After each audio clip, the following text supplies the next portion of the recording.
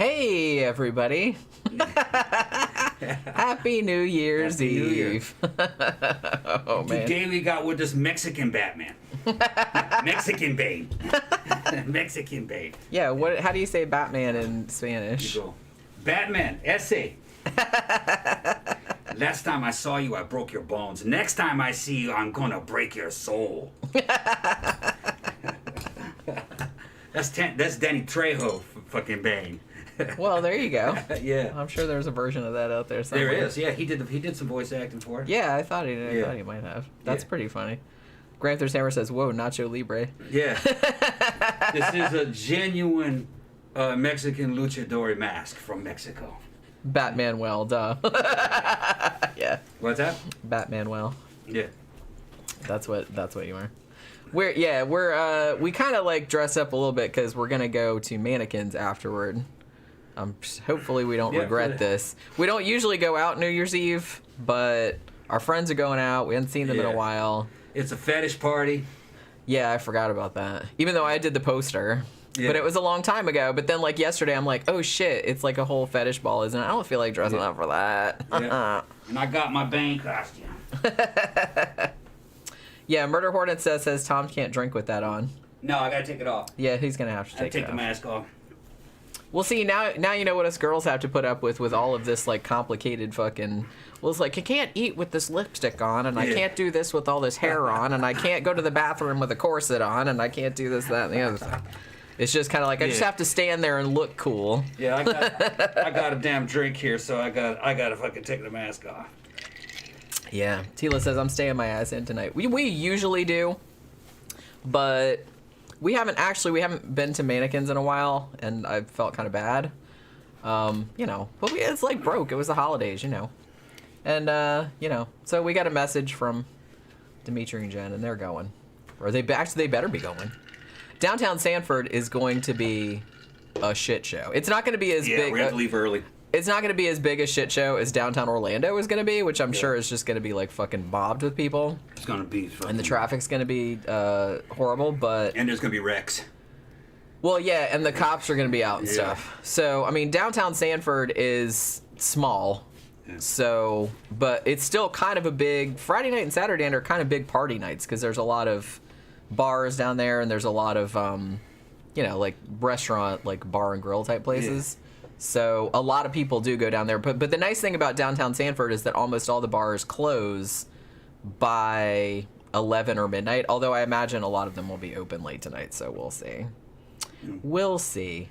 Yeah, David June said New Year's Eve is amateur night. I know, right? That's what I always say. It's just kind of, it's like that and St. Patrick's Day and Cinco de Mayo. It's kind of like everybody just doesn't really drink all that much the rest of the year. They're like, let's go out and get like shit-faced, and then they're like pooping themselves in the gutter and shit like that. It's terrible. Hugo said he worked on a Bane mask for the movie. Wow. Yeah. I didn't know Hugo worked on the movies, but yeah, okay. Well, there you go. DJ Maniac says, I ain't going out either. Too much money, too much traveling, and I'm already in my pajamas. We're talking about all the leather daddies and it look like I'm fucking off the cast of cruising and shit. Yeah. They'll be at the club. Yeah, everyone's going to be there, I imagine. From miles around. Maybe it might... He'll probably be there dressed in his fucking Black Panther. Although he might go down... where he might go somewhere else. He's probably going to go to downtown Orlando, I would think. Yeah, maybe. I mean, he lives closer to downtown Orlando, True. Or at least he used to. That was a while back. Because I remember... friends will be at Mannequins, though. That's true. Mm-hmm. So it should be an easier drive. But I told you, I was just kind of like, we'll go early so we can find some parking. We usually just park in the dirt, like behind Mannequins, instead of on the street. And hopefully it won't be fucking...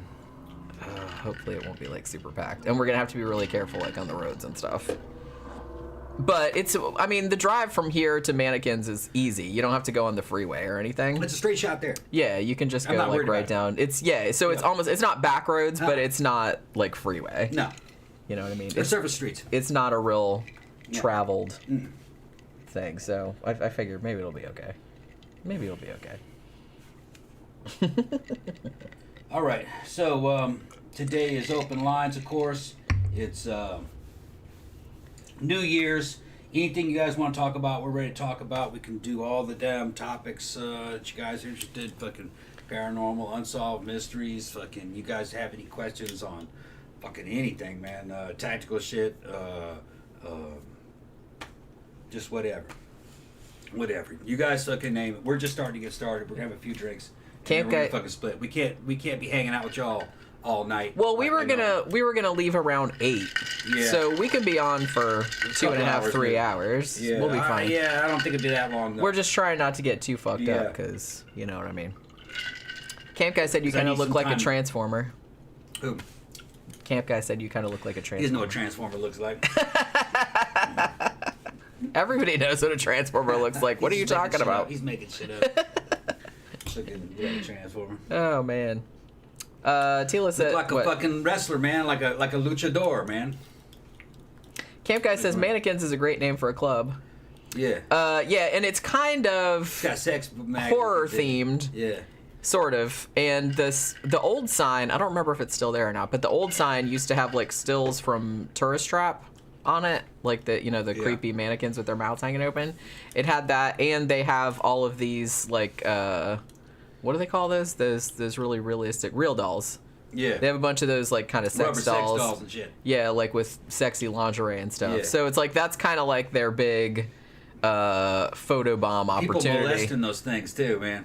I know. Can you imagine how many germs are probably on the titties of those things? Yeah. Because everybody that comes in is just kind of like, oh, funny. And then they're just like, look, I'm grabbing the titty. Take a picture. You know what's what I mean? funny is it's the girls doing it.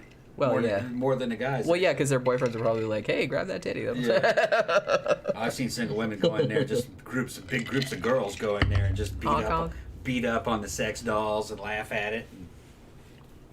Yeah, Betty White died, which they were talking about in the comments before we started, which is kind of a shame. I just saw that like right before we went live. I mean, she was 99 though, but that's kind of sad that they were gonna do like this big 100th birthday thing, and then they were like, oh well, shit.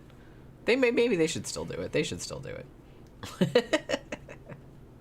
Okay, I got a question from Gramthars. He's asking if Putin goes in hot for a couple weeks, will it be the start of World War III? No, not at all. Putin will go in there and the United States will talk tough and it'll be flaccid as a motherfucker. They won't do anything. And when that happens, fucking China will go, oh, well, shit, we can do what we want then. And then they'll probably try to take Taiwan. But no, that's a done deal. Russia's going to get about half of Ukraine. But half of Ukraine kind of belongs to Russia anyway.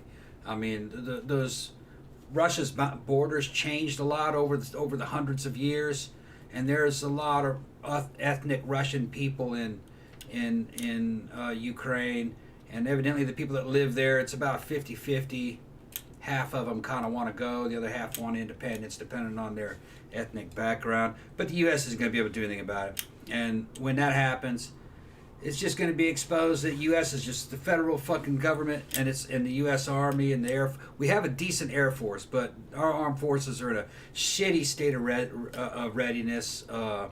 We're kind of like a former superpower. It just hasn't really trickled down to the average population yet. They don't realize the state of readiness, which is just not there.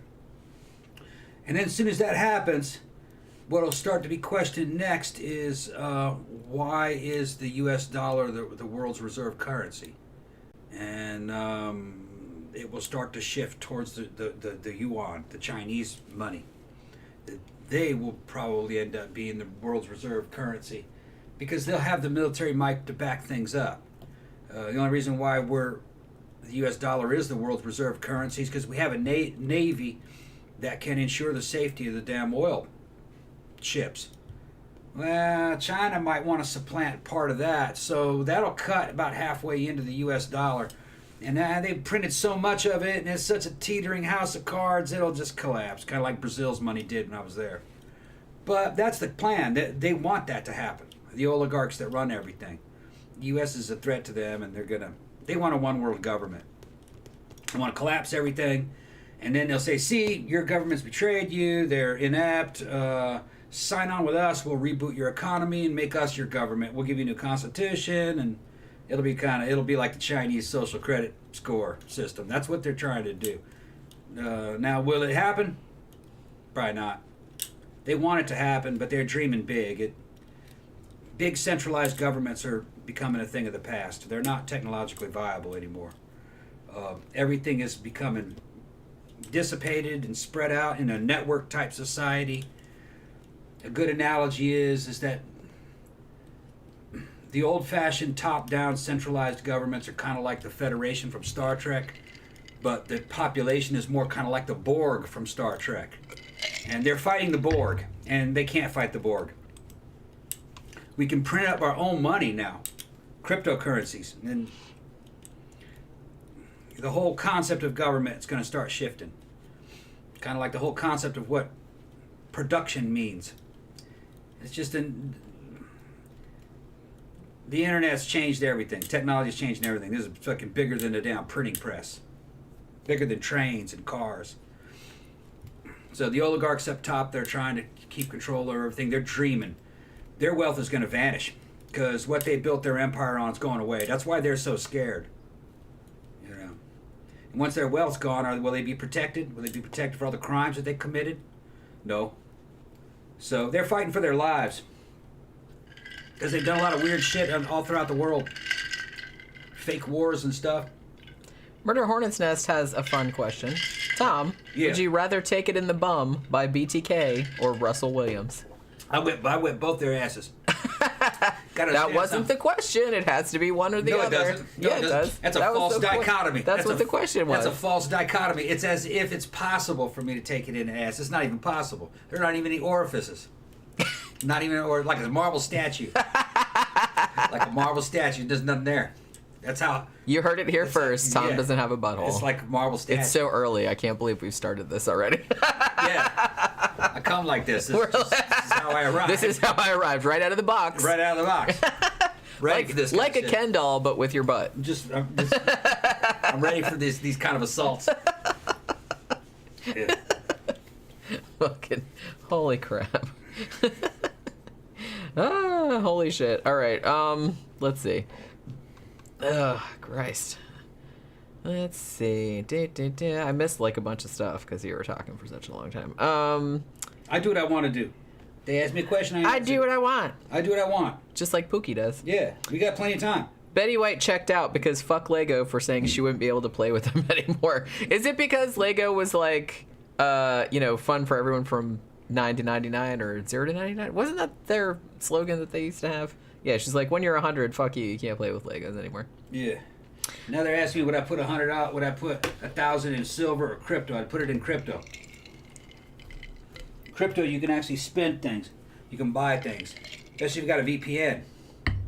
I was looking at what you can actually buy in crypto with a VPN. That's amazing shit. Shit that you would normally need a damn prescription for. Well, I have a VPN. Yeah. And I got to do the crypto exchange thing. I didn't get it to buy illegal shit. I got it so I could watch Shudder in other countries. Because I'm a nerd like that.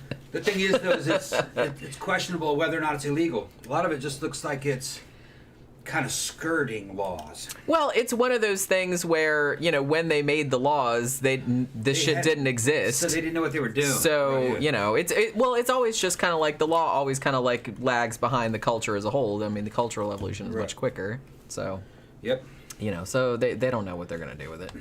They're going to have to like sort that out because it hasn't been around long enough for people to have sorted out all of the maybe unintended consequences, like shit that's gonna come out of it. So, so they're kind of like playing catch up. That's all it is. That kind of always happens, I feel like.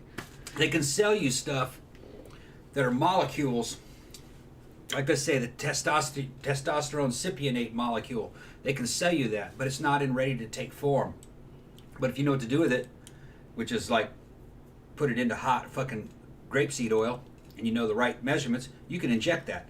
But it says all over it, not for human consumption. They'll still sell it to you, though. Just remember, it's not for human consumption.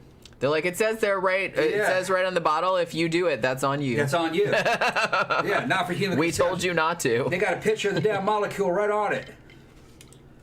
And connoisseurs of that molecule know exactly what it feels like. If you shot it, and you go, yeah, that's it.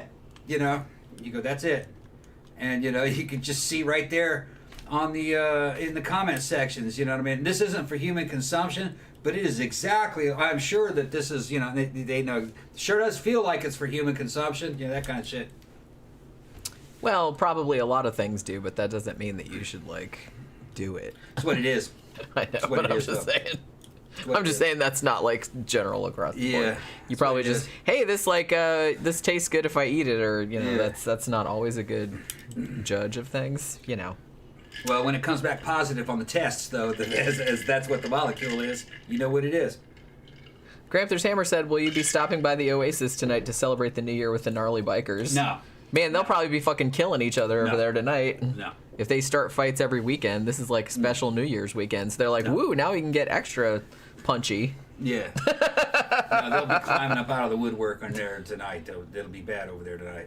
That's what I'm saying. And so I'm saying, yeah, it's probably good that we're leaving early, and it's like, just drive very slowly. Just be cool. You know, I'm glad we don't have to drive on I-4, because driving on I-4... Yeah. Honestly, I will say, I know that living in Florida, particularly if you live in Central Florida, for a long time, even when I was a kid, I-4 was kind of known as kind of, I mean, there were bumper stickers. Every single auto place that you went to had bumper stickers that said I-4 sucks on it. So, like, a lot of people had it because most of the time, the highways were built at a time when Central Florida it was populated, but it wasn't all that populated. So, I mean, I-4, if you don't know, is like the main corridor east-west in the central part of Florida. And it's pretty much the main one.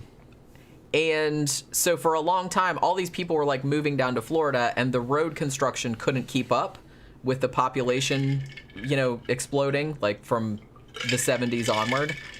So it seemed like it was always in a state of flux. They were always working on it somewhere, and it was always like this massive clusterfuck. And it was always in the morning and in the afternoon, it was a parking lot. And honestly, even a few years back, when I used to have to drive on there every day to go to work, it would take me an hour and a half to get somewhere that was like 20 minutes away if there was no traffic, just because you would just go get on an I-4 and you would just sit, because everybody was out there.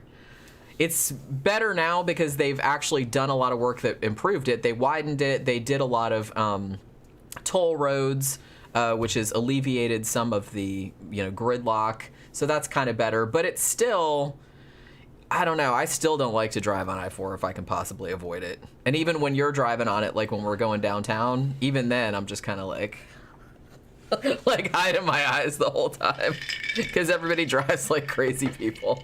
I ran into the guardrail there one time. This is years back, and it's just because everybody's just bumper to bumper going to fucking 70 miles an hour, and they fucking slammed their brakes on right in front of me, and they're all in these new little like Honda Fit style cars that don't weigh anything, and I was in a fucking like a 95 Mustang, fucking GT, fucking, and all that weight. You just can't stop with those cars. So I just had to fucking go off the road into the damn safety lane, hit the guardrail. Yeah. At least you weren't going fast. No, I wasn't going that fast. By the time I realized this, I'm not going to make it. By the time I pulled off, I was probably going about 45. But I would have overshot it by a good 15 feet and rear-ended him. And it's always your fault when you rear-end somebody. It is. You know, legally they just go, well, then you shouldn't have been doing it, you know. Although the one accident I was in, I did actually rear end somebody, but I didn't get blamed.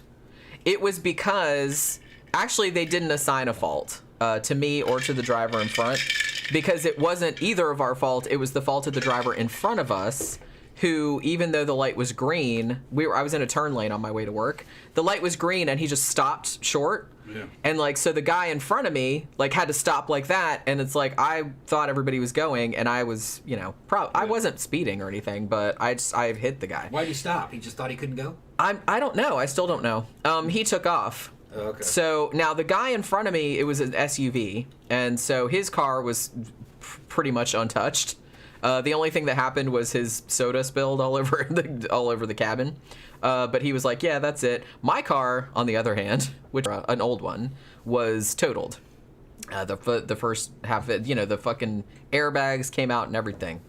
But At least they didn't blame me, though. Because I was just... Because the guy in front of me was just kind of like... The guy in front of me just, like, fucking stopped, and the light was green. I don't understand why he just fucking stopped.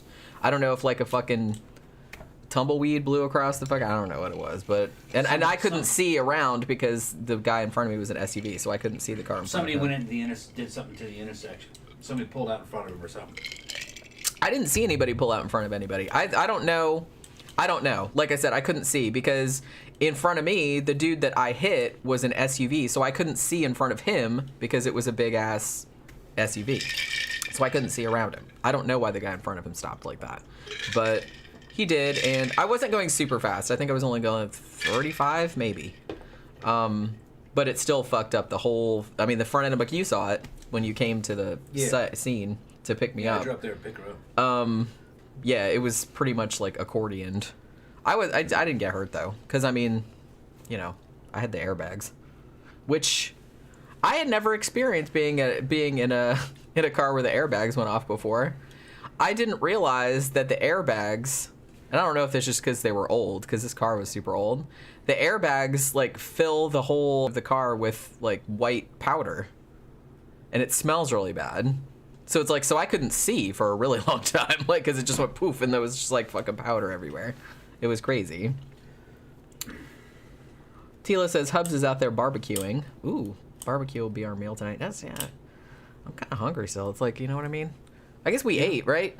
Yeah, you can get a sandwich down there. Yeah, I've got a lot of spiral cut ham. I mean, I'll probably have a ham sandwich before we go. That's what I'm saying. We're going to need time before we leave to do things like that. Get something to eat, get ready. I mean, but at least I'm still mostly ready. Yeah. I wanted to get ready before we did the show, so I didn't have to, like, rush to do it afterward, because you know how that always goes. Yeah. I just feel like I never have time. And then I'd have been kind of, like, half drunk, and I'd be like, what the fuck? I can't find anything to wear, and, like, I'd have been messing the makeup up and all that other kind of shit. You know what I mean? So... What are you looking at me like that for? I know. I don't know how to respond to it. You don't know how to respond to that? No. Well, because he was probably going to say something fucked up, and then, like... and he's like, no, I better not say that. Who got banned for something? Murder Hornet's Nest said, I'm on a 2-week YouTube ban. And somebody said, what'd you do? What'd you do to get... Oh, sleazy movies. Oh, okay. What, you uploaded some porn to YouTube and they got mad at you? Who's this? Murder Hornet's Nest. That's pretty funny. Don't upload porn to YouTube. Dumbass. They don't take the... I don't know if he's kidding or not. He's probably kidding. Didn't have time for that shit. Let me see. Hold on. Strawdog78 was saying something about Police Academy. And then they said they were mad that you didn't get the reference. But I didn't see what the reference was because I wasn't looking at the thing. DJ Maniac has heard of the I-4 eyesore. Either that or remembers that we mentioned it. It's gone. It's not gone. They finished it. It's just that the building is done. Yeah. I don't know if anybody works in there. The outside of the building is done. I don't think the inside is. Yeah, it might not be. It doesn't look like... It's not the eyesore anymore. It's just the building. Yeah, the reason they call it the I-4 eyesore was because it took decades for them to fucking finish it. So it was like for a long time, it was like halfway up, it had glass on the windows, and then like the other half was just kind of like empty-ass frames. The AMC theater we go to watch these movies is right there. Yeah. It's right there. It's right next to it. There's a mall behind it. Altamont. I'm going to have to look that up because I can't remember when they started building that It was a building. Scam. It was a scam. Because I remember, and maybe this is like fucking anachronistic or whatever, but I thought that they were building it back when I was a kid because I thought I remembered seeing it when we drove to Disney World when I was little, like in the 70s. Probably. But I could be remembering it totally wrong. It was a scam. It was some church guy was raising money from all these churches to build this thing by cash, and he made a whole living collecting money to build this thing. And what it was going to be, television studios for religious channels. And it took 30 or 40 years to build that fucking thing. By the time it's done, man, broadcast television's gone. They're like, cable television's fucking well, that's gone. what you get for taking 30 fucking years to finish a building. To basically do something to fucking do what we do here, which is have a studio in your house. You know what I mean? Fucking... There's no reason for television studios anymore. Ask Scientology, they bought one. They bought a whole TV studio.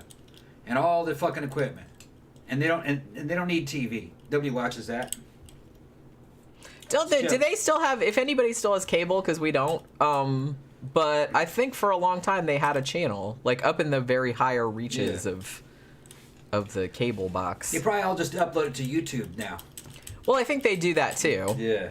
Well, the thing about it is that, I mean, I think they make videos and they're like, well, you can upload them to YouTube or whatever, but then you can like show them on your TV network as well, because then that's how you capture your older audience, I guess. You know. But the eyesore wasn't stupid. It did work. That guy died. He lived the rest of his whole life collecting money for that thing, making fucking a whole living off of building that building. And he died before it was completed. That's all he was doing, was just trying to make a living off of it. And evidently he lived well. He had 2 or 3 of his own houses. Okay, well, I guess From raising we're money in for the that wrong thing. line of work, I suppose. Yeah, you're in the wrong line of work. Go around and just talk to religious people and give them little speeches and ask for money and go preach at these churches and pass the collection plate around and pocket about a quarter of it or half of it. And then the other half you throw it towards this building that you'll never see completed. You know, he was stretching out the fucking the construction time. Somebody went in there and did an analysis. Had they just borrowed the money and built it, it would have been completed decades ago. Well, yeah, obviously. Would have been paid for and would have fucking, you know, he would have made more. He would have made money off that too. So, you know. Well, I guess. I mean, I kind of get that he was just kind of like, well, I want to actually, like, not get a loan for this, maybe, and, like, just pay for it legitimately. Well, he's going to pay for parishioners' money. But... somebody else's money. Well, yeah, that's kind of the way to do But shit, his isn't money. it? Yeah. But it does kind of seem like sometimes, especially for a big project like that, that's way better option. Just borrowing the money from the outset. So you can get it built and, like, put into use as quickly as possible. He's probably a Scientologist, because that's the exact same thing a Scientologist would do. Is that they would just milk the whales for millions and millions and millions of dollars, build some useless building, and then move on. You know, and then you kind of like pocket that part of that money. You know, that goes into your foundations and builds your new other offices. You know, they know what they're doing, I guess. Religions have other ways of making money. Strawdog78 said, grift. I was stuck in a hotel for a while and stumbled on the Scientology channel. Weirdly addictive viewing. Yeah. I imagine it probably would be because it's so fucking weird. You know? Yeah. Oracle says, Tom and Jenny, have you heard of Marjo Gortner? Yes, I know who Marjo Gortner is. He was that guy... Shit, man. He was in some movies too, I think, but he was kind of that guy that was kind of like that evangelist type of dude. Like, some of the details are escaping me at the moment, but I remember he was kind of a big thing. I want to say like in the late 70s, something like that. He was in some movies, right? I think he was in some movies. Was he in what was it called? The Incredible Two-Headed Transplant, or? I never heard of it. Didn't we just? I watched The Incredible. Was it The Incredible Two-Headed Transplant or The Amazing Two-Headed Transplant? I can't remember. I think I watched the Riff Tracks version of that not too long ago. Yeah, Oracle said he started out as a child evangelist. Yeah, that's what I thought. Yeah, he was like a kid. Gramthars Hammer said Jim Baker. Oh my God, is that dude still alive? No, I think he's gone, isn't he? He's gone. No, well, Gramthars Hammer said Jim Baker sells survival food now. He's Kind of still bizarre alive? that he Damn. pawns freeze-dried eggs instead of saving souls on TV. Yeah. Tammy Faye died though, didn't she? Yeah, I think so. Cancer. Yeah, it was all that makeup she wore. Like, I can judge, but I'm just, I'm just saying. Yeah, I thought he died too, but I don't know. I don't remember. I don't keep track of all those people, but Yeah, those powdered eggs are rough, man. they weren't great. They're not I gotta great. say. No. I mean, you had some, and you were like, "Well, you're gonna Trying to- make some I'm trying to figure out how to make them right. to figure out like how they would best be presented." They're not really best presented. They're just They're edible, They're just edible. but they're not like delicious. They have a weird aftertaste. It kind of tastes like sulfur. Remember that weird kind of sulfury taste that they had? Yeah. Weird. I don't know if it was just that brand or if they're all like that. Honestly, I didn't think they tasted sulfury. I just thought they didn't really taste like much of anything. They got a weird texture, like That's true. That's true. They didn't... I don't really remember them tasting like much of anything. Yeah, Janet... Whoops. Janet Pirate says, Tammy is dead. Jim is remarried. Okay. Did he tell me he probably married like a 20-year-old, I imagine. Did he? I kind of feel like... I don't think so. That sounds like some shit that he would do. I don't know. That Jessica, what was her name? Jessica what? Han? Jessica Hahn, isn't that the girl's name? Was that her? Well, see, that's the thing. In the 80s, there were so many televangelist scandals that I get them confused with one another. Yeah. And she ended up on Howard Stern, and she was looking doing like Penthouse and stuff. I kind of feel like maybe some of those chicks, that might be like kind of a niche market where they're like, hey, I'm gonna seduce this televangelist, and then when he gets outed and fucking, you know, the scandal, then I can like write a book and go on the talk show circuit and make all kind of money. They just go where the money is, you know. Yeah. And predatory women go where the money is, and there's a lot of it in churches. There's church groupies. That's all a grift anyway. Those people don't believe in that bullshit. Janet says, I watch a lot of Fundy podcasts. She is very young. The wife that he's got. Yes, he's Stardog78 said, I could have sworn Pat Robertson from the 700 Club died decades ago, but apparently not. Now, is that bitch still alive? Because I thought he died recently, or am I thinking of somebody else? I get them all confused, like I said. All those big old fat con men. Yeah. They all kind of look all the same. Yeah. The one I like is the dude that fucking is always speaking in tongues. The guy over in Texas. He's about 90, 80, I think he's 82. Is Benny Hinn still around? It's not that guy. Is Robert Tilton still around, or did he croak? I don't think it's Robert Tilton. I used to think that guy was really funny. He starts speaking in tongues, you know. Trying to remember what his name I feel like a lot of them do that, though, don't they? Because I used to watch him every now and then, like back in the old days, back in like the late 80s and early 90s. Like every now and then you'd be flipping through and you'd be like, oh my God, this should be good. And you watch like all these weird...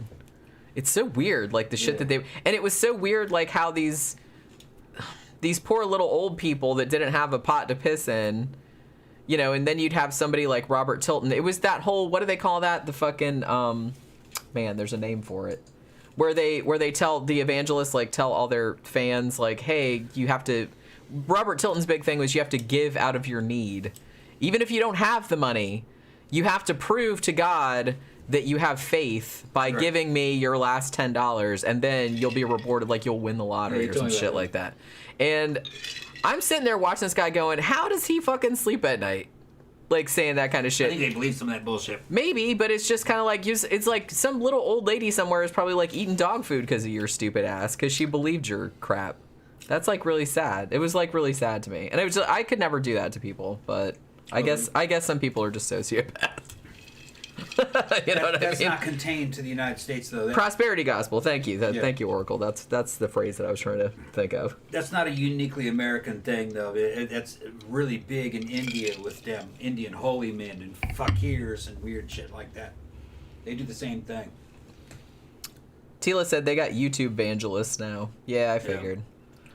I mean, what I think is funny is we see Europeans see that. And their take on televangelism. I just think it's funny that they go, "What is up with America?" That shit is not real. That shit is not mainstream American either. It's just that those motherfuckers got their hands on television commercials. Well, it's always kind of like they could bought a television commercial. I kind of feel like it's kind of station that sort of works both ways because, I mean. When we see, like, in the United States, if we see, like, somebody makes a video, like, craziest shit from, like, other countries, a lot of times that stuff isn't stuff that everyone's doing. That's just, like, some fringe kind of... And it's the same kind of thing with Americans. It's just kind of like... Bullshit. You know what I mean? Because I saw this one thing Kenneth Copeland, that's the dude I'm talking about. Oh, okay, yeah. You saw one thing now, what? I saw one thing where people were talking... Where it was British people... and they were reacting to, like, different things in the U.S. But this one video that this person had made about the U.S., they're talking about the American, you know, like, restaurants and the food and stuff like that. And I said, one, you know, and I'm sure most people that are not from the U.S. know this, but I mean, the United States is a massive, massive country. So, like, wherever you go in the U.S., it's not going to be the same. And some of the food that they said, they're like, oh my God, they have deep fried everything. And I'm like, well, in some places they do, but most people don't eat that all the time. Yeah. And some of the food that they had, like deep fried, you know, oh, they have deep fried, what was the thing? Like deep fried Twinkies. I'm like, nobody eats those. Yeah. It's like maybe you'd eat it at a fair in the Midwest or something, That's some but specialty nobody, bullshit. yeah, nobody eats that like every day. We don't eat like that every day. Mostly we just eat normal ass food. That would be an oddball selection. Yeah, well, so a lot of people like pointed that out because Yeah. they're like, look, like nobody's eating deep fried Twinkies every day. They said maybe I don't think I've ever seen one.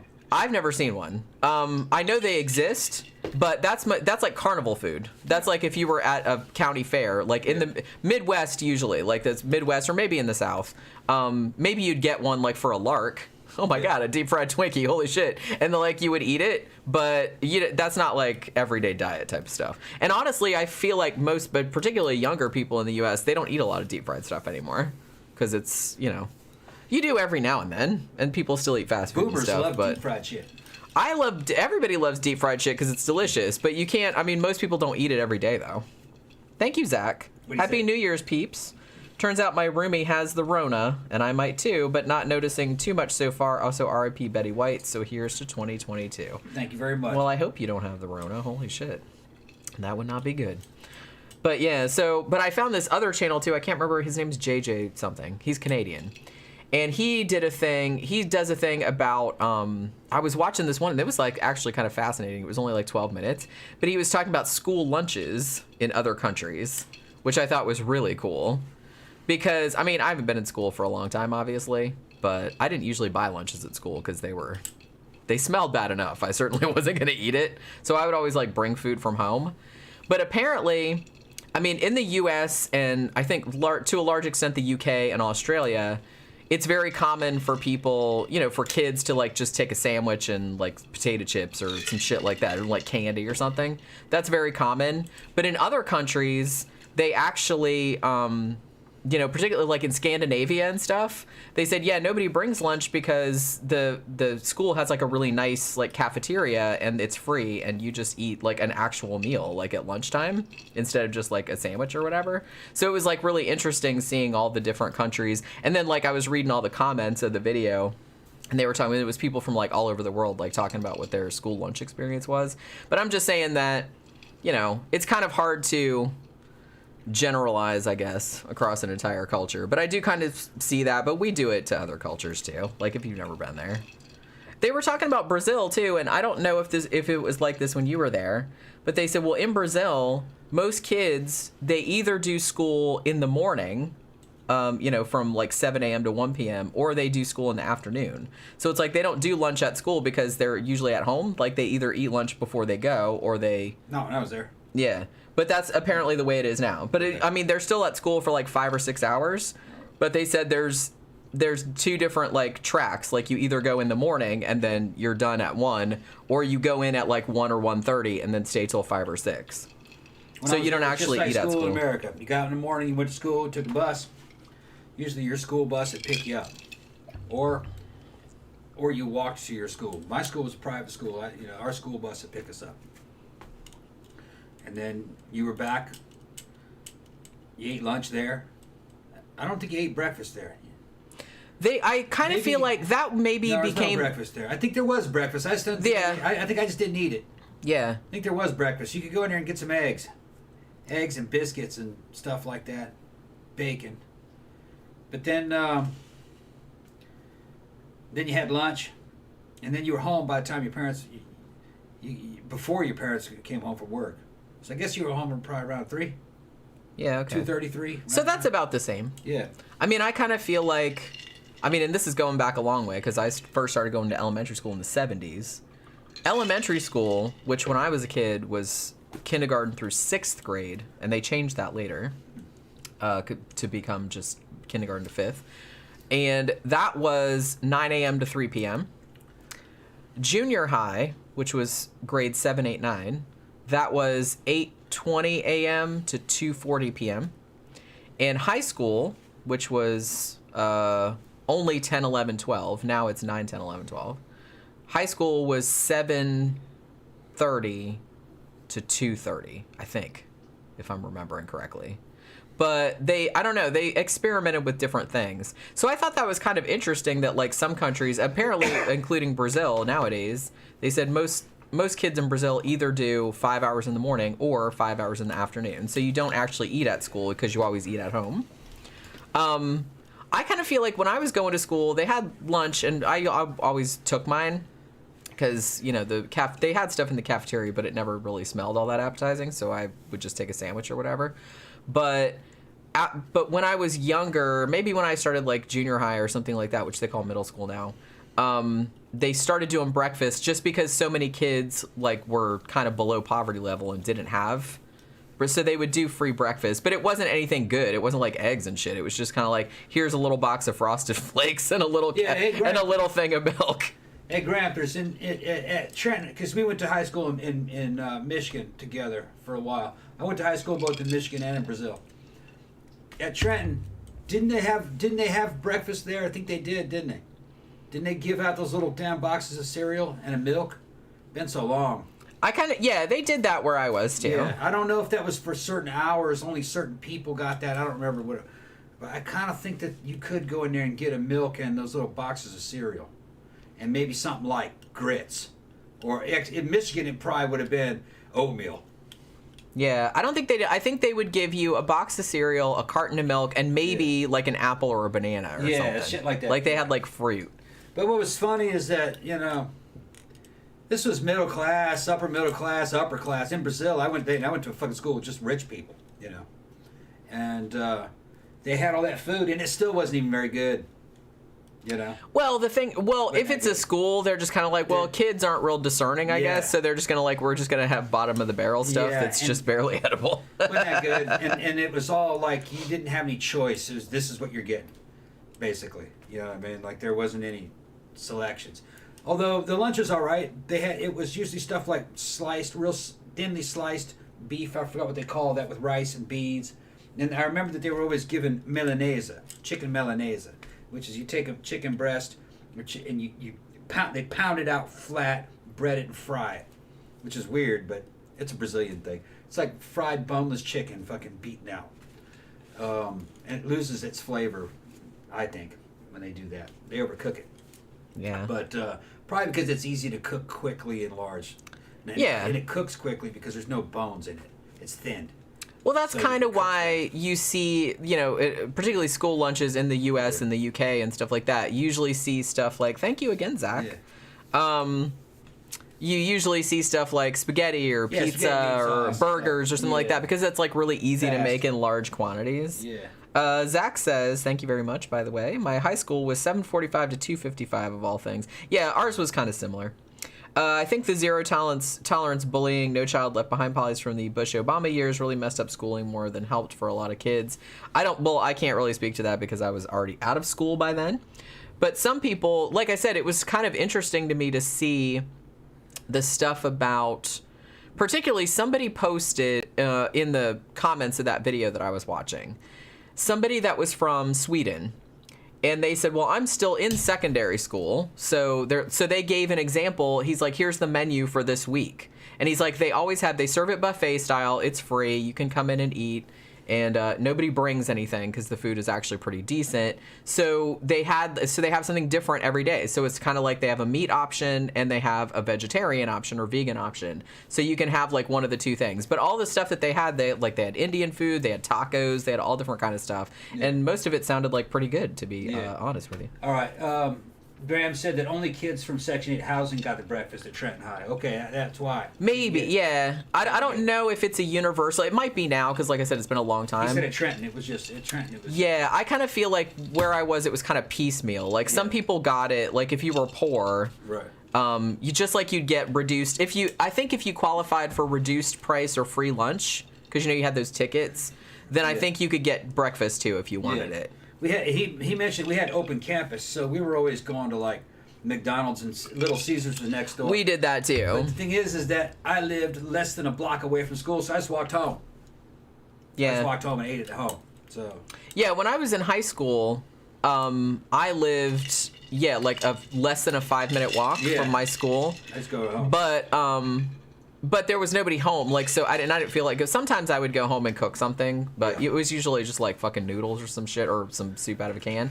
But what we would usually do, me and my friends, cause we had open campus too, so there was a McDonald's, a Pizza Hut, and then there was like an Eckerd Drugs. So you could get, if you just wanted, because sometimes I wasn't that hungry or I didn't have any money, so I would just go in Eckerd's and get like some fucking candy, like, not candy, but like crackers or something, or, some lame shit like that.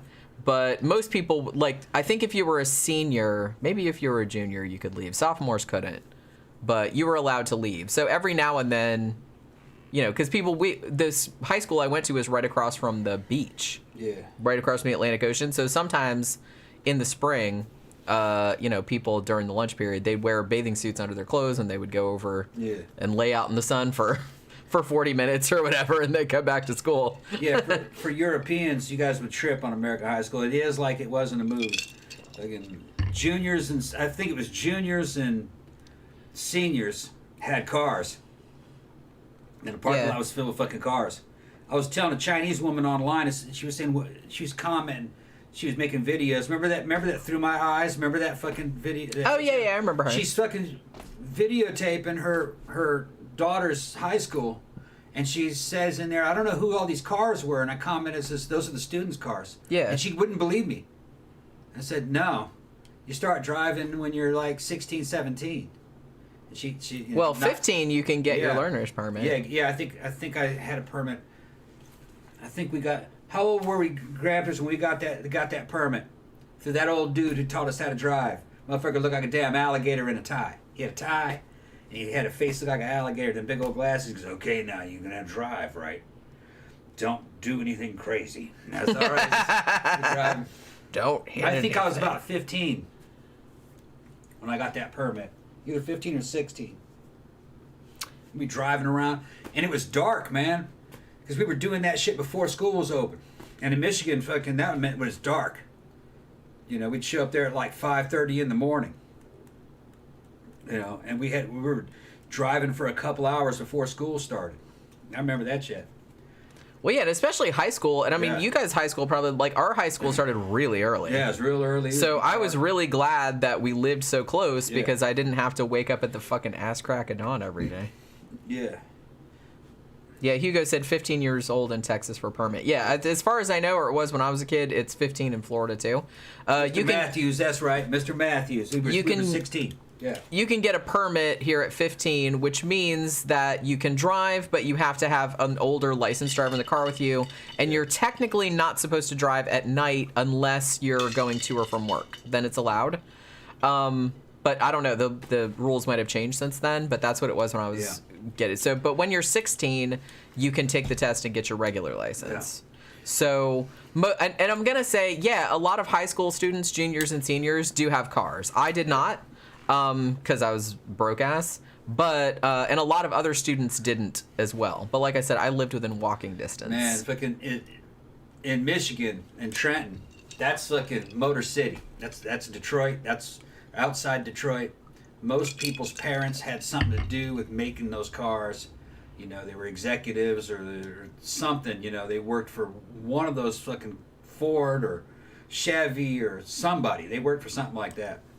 And all their kids had cars. You could get a used car there for nothing. I bought a fucking 72 Mercury Montego for $250, rattle trap, and I drove it for about 6 months until the transmission went out, and I fucking just junked it. And then looking back on it, it was just low on transmission fluid. I just thought it. Well, you don't know when you're a kid. No, it was just low on transmission fluid. That's all it was. I remember my brother bought like a baby blue Ford Pinto. Yeah. It was old for $200, and he had it for about a week, and it essentially exploded. Yeah. So But no, you get what you pay for. I remember badass cars at Trenton High. Fucking dudes with fucking brand new Ford Tauruses. They were brand new back in those days, and. Guys in Buick Grand Nationals, fucking with the turbocharged fucking Grand National, Corvettes, a lot of fucking Pontiac Firebirds and IROC Zs. Fieros. Remember them fucking things? Fieros. That we thought that was a damn like a Ferrari. Little bitty Fiero. They were pieces of shit, man, but we didn't know. They were brand new. And some of them girls were driving around those Geo Metros. Remember that? You remember? I kind of remember those. Yeah, they were a little bitty 3-cylinder car. I think it was 3-cylinder. Tila said same learning permit policy in California. Yeah, I'm pretty sure that's. I don't think it's standard across the nation, but I think that's probably pretty standard, like across most of the states. And I don't really see any reason for them to have changed it because it seems pretty reasonable. See, Graham is coming at me with this sideways shit. Okay, he's coming. Question for Tom: did Steve's basement love motel get much use during the Trenton High lunches? No, that was too far away. We went to my house. My house was looking like, fuck, not even 5-minute walk. You know where the Rock was? You smoke cigarettes? Next block over, on the corner. Just the next block, just 200 meters. That's where my house was. So we all went over there. Oh, so easy. Yeah, 200 meters. So if you wanted to go bang your girlfriends during the lunch hour, then Me you and could Steve totally do would that. take the girls down there. We'd fucking get something to eat, make out. You never could tell what would happen. I had a guest bed and everything. I did. House had a guest bedroom. Fucking all kinds of fucking kicky shit happened in there. Did it really, or It did. Or are you just like no? It did. Okay. It did. It did. It was fun. That's why he's asking. It was the '80s were a better time. Now I think and I don't know. And that was Trenton High was good people. They were good people. Maria says... He's asking about Mary Lynn. That's what he's doing. On Yeah. the slick. He's on the slick. He's asking about Mary Lynn. Yeah. Maria said the guys I went to high school with drove their farm's pickups during the winter when their dads didn't need them so much until they needed to haul hay out to the cattle in the snow. Yeah. That's... Honestly, like, where I went to high school was... it wasn't like a rich neighborhood, but most of the kind of like upper middle class kids went there. So... I don't know how much percentage of the senior class had cars, but a lot of them did. I never had one, though, but I always had friends that had cars, so I always had somebody to cart my ass around. So that was always nice. Yeah, Graham's talking about how pretty much people's parents back in those days at that place in Trenton, they were management or upper management in the automotive industry. So everybody got sweet deals on cars. My best friend's Steve, his dad was Ford executive. He was one of these dudes in marketing, you know. And he was constantly getting free cars to just drive. They would just give him a car.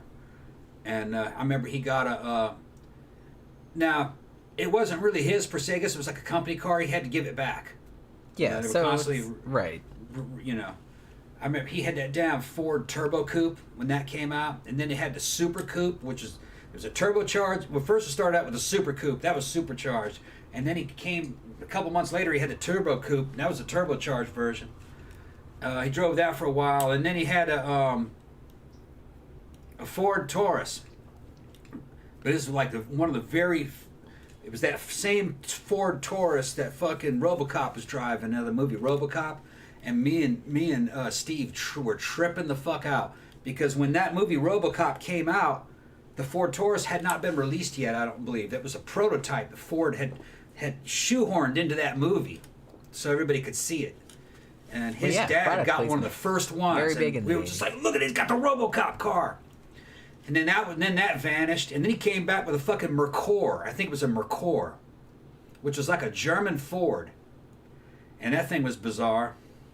And then he came back with a fucking that new Ford Mustang GT Fastback. He had that for a while. And then he got divorced, and then we saw him with a new woman. That was a story too. That's a trip there. I think I told that story already. Yeah, I remember that. Yeah. Thank you, David June. I want to see Bane in the judge wig. I have a feeling it would be worth a dumb laugh. No. What do you mean no? I'm not in the mood for. It was a super chat. I'm not in the mood for the Come mask on. right now, man. I'm drinking. Well, when you finish your drink, you gotta do Yeah, I'll it. You put the can mask just on. do it for a second. Just do it for a second. It'd be funny. It'd be funny. I'll do it later. Man, I don't know if it's because we have I turned the what do you call it, the ceiling fan on earlier because it was like kind of hot in here, and it's making my eyes water, like, and I'm trying to go like this so it doesn't fuck my makeup up, so I don't have to start over. Thank you again, Zach. You see, Graham's saying we were bonking like rabbits in the 80s. Kids today do not know what they were missing. They don't. There was something about that place and time, Granthers. It was like, it was better than the 1960s, man. It was fucking free love. I think it was just that town and at that time of the 80s. I think it's what it was. It had to do with... Because y'all didn't have anything better to do? No, it was because everybody's parents had money because they were working in that auto industry before it collapsed. So that was a great neighborhood. Gramthars will attest. That was like some shit straight out of Back to the Future. That was like where Marty McFly lived. It was like that. It was just 100% pure Americana. It was pure kind of middle class, upper middle class Americana. It was like something out of a Spielberg movie. I heard it's not quite like that, like it was, but it's still there, I guess. But it was a good place to be at that time. So, thank you, Zach. Zach says, my high school was so big, when one of the 7-minute passing periods came up, I'd have to run so much I still have huge calf muscles 6 years later.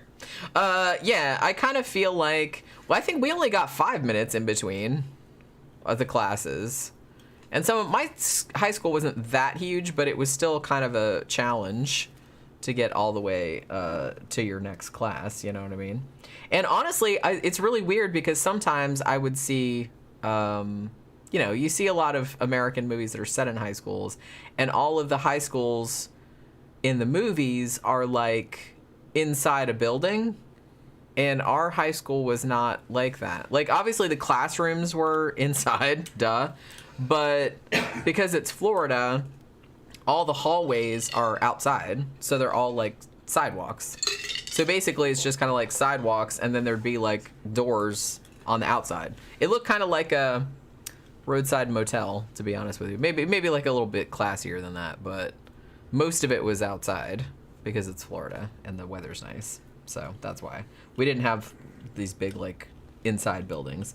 I think they used to, because I think in elementary school I went to briefly when I was really little back in the 70s, that was all enclosed, like a more old school one, like, or one up north would be, but I don't even think that's a school anymore. It might not even be there anymore, I'm not sure. I don't think it's a school anymore though. One of the little spikes came unscrewed. Uh-oh. Screw's still there. Let's see. Where were we? Okay, so I got behind. So now they're talking about different cars. Maria said, I was in my 20s in the 1980s. Am I your oldest audience member? No. Not by much, probably. Wouldn't matter. Yeah, I was, let's see. I was born in 1972.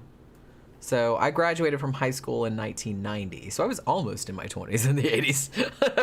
I was born in 69. So. Yeah. So you might be, you might not be the oldest. You were like a little bit older than us, but not by much, I don't think.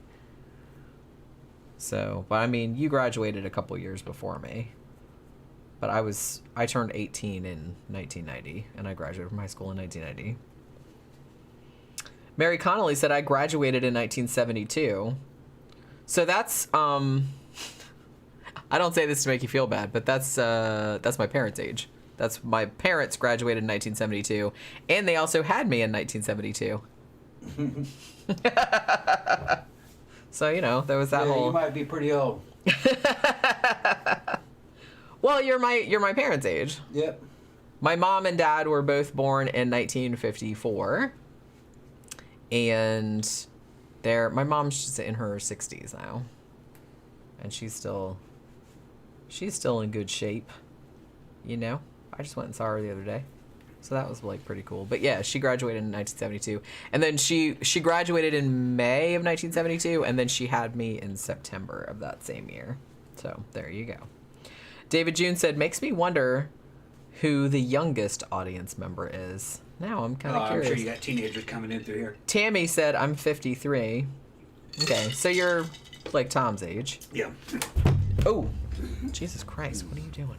he makes me so nervous. He's always like knocking things over and making noise and because you're high strung. Shit like that. I'm not high strung. I didn't used to be high strung till I hung out with you all the time. Then I'm always kind of like, what are you doing? Honestly, like before we started, Pookie has a thing where she comes in here, and if you're not paying enough attention to her, she sneaks up behind the chair and jumps up on the arm of the chair.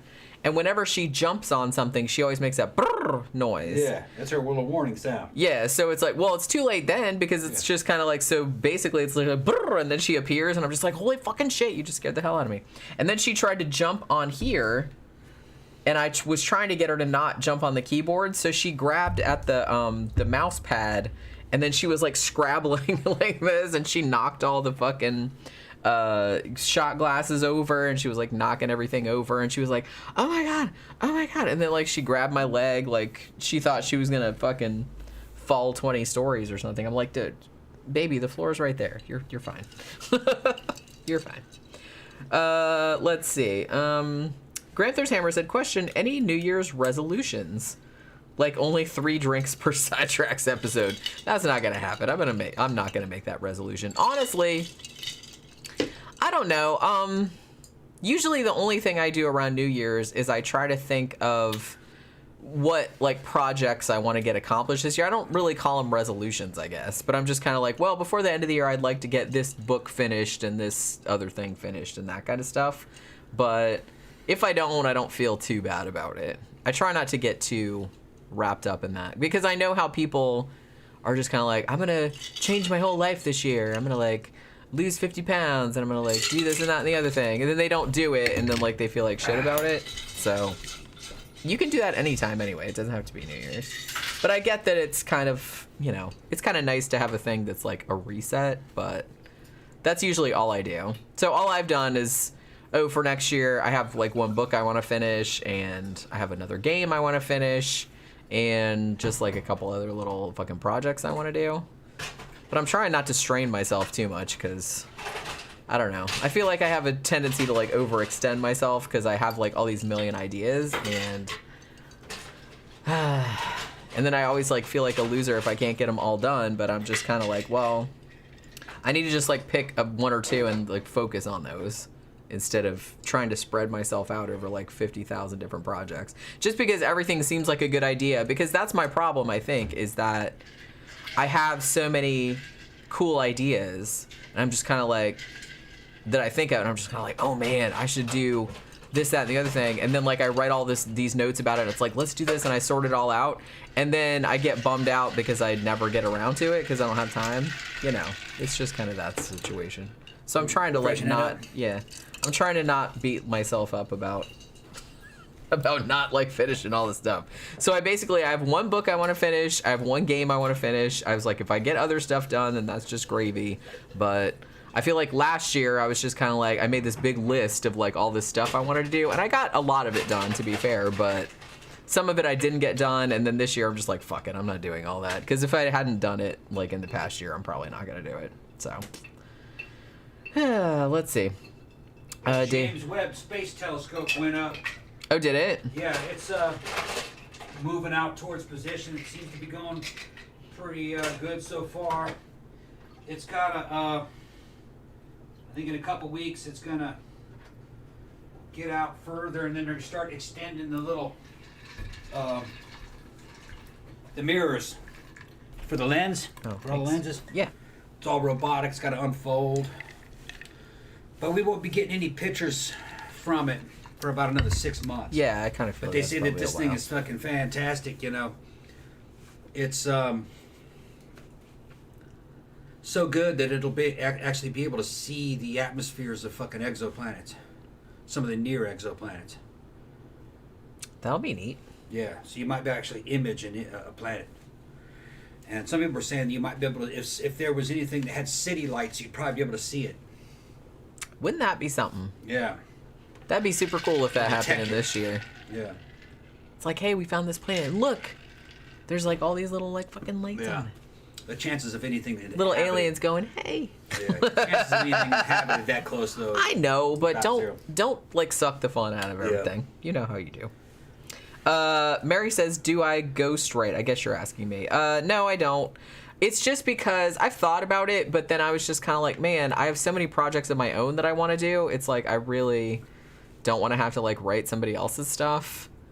I have thought about doing, just, like, for extra money, like, as a side gig, I have thought about doing, like, audio transcription, because they always need people to do that.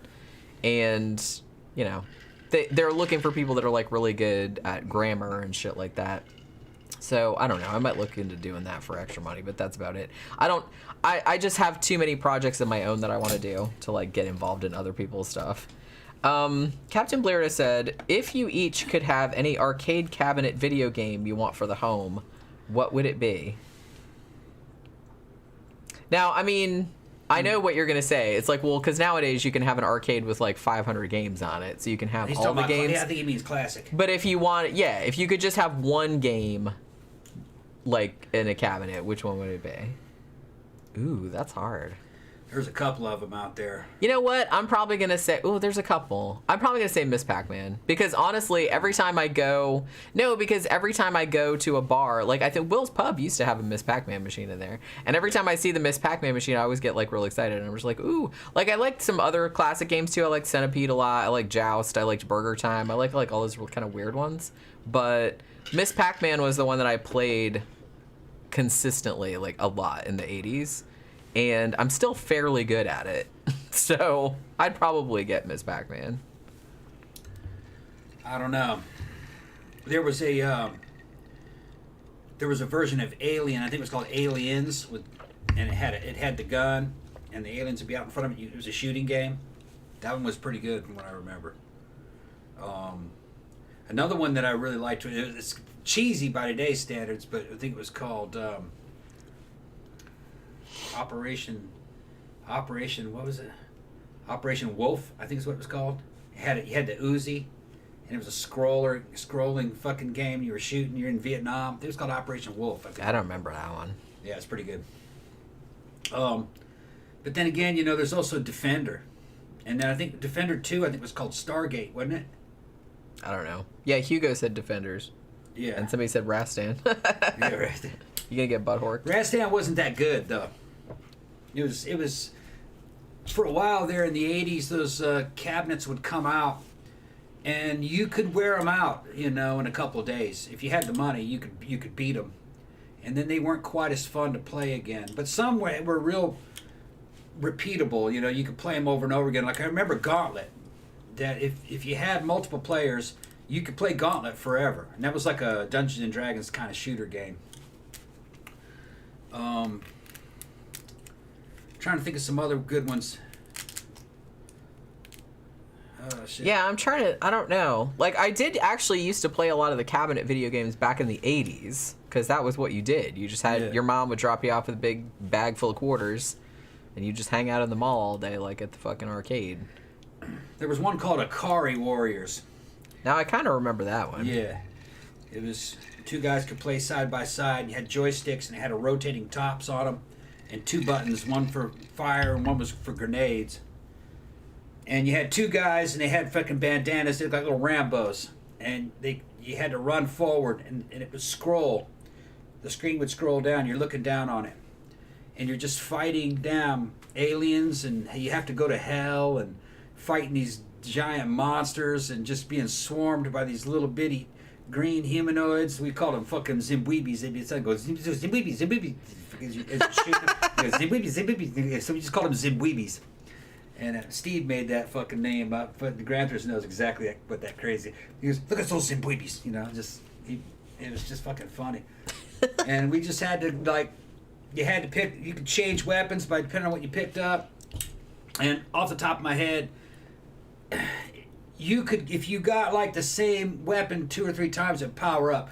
If you had maximum power flamethrower as the main weapon, and then you had like the red grenades that exploded through the shrapnel, that was like the best combination. You had 2 dudes with the fucking powered up flamethrowers and the shrapnel grenades. You could tear them up. You could get swamped by whole waves of fucking Zimbweebies, and you could hold them back. Because when you set a Zimbweebie on fire, it would run away screaming.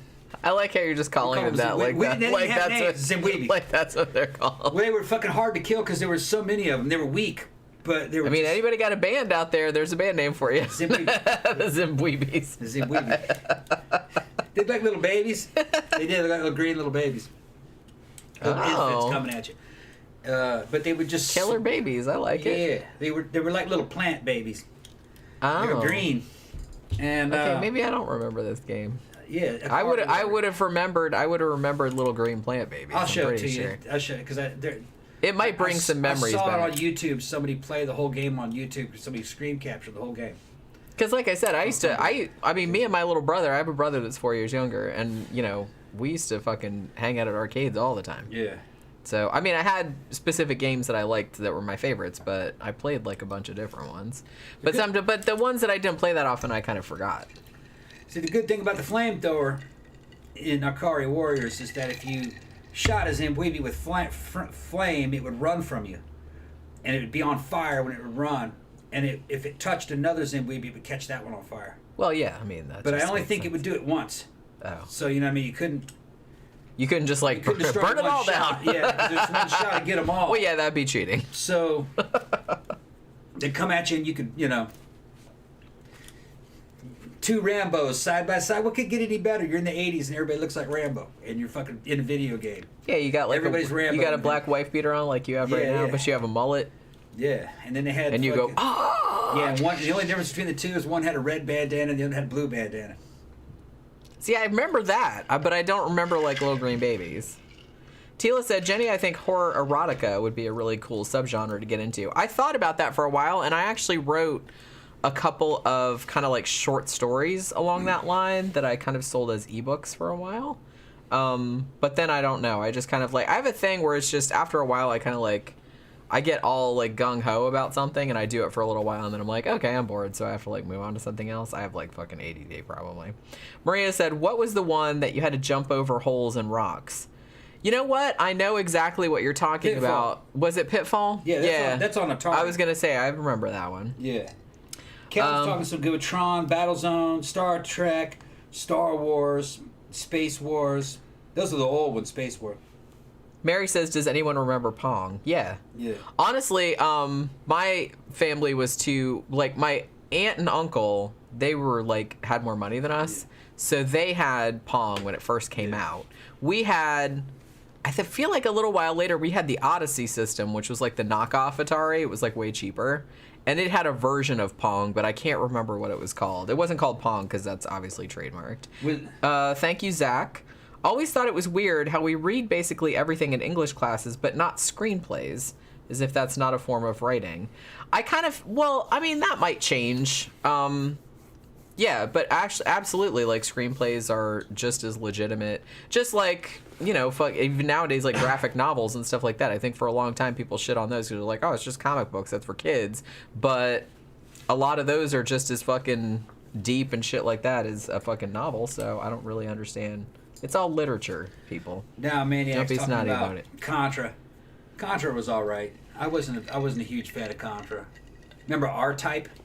One where you're like this little jet flying through the inside of a human body. You're like fucking miniature. I don't remember that one. Yeah. But that sounds like it would have been right up my alley too. Yeah, it's kind of like Fantastic Voyage. You're being attacked by all these fucking viruses and stuff. But they also are like robots. And you're like a little ship, but you had little sonic scalpels and you're fighting shit. It's just a game, And he's talking about Moon Patrol.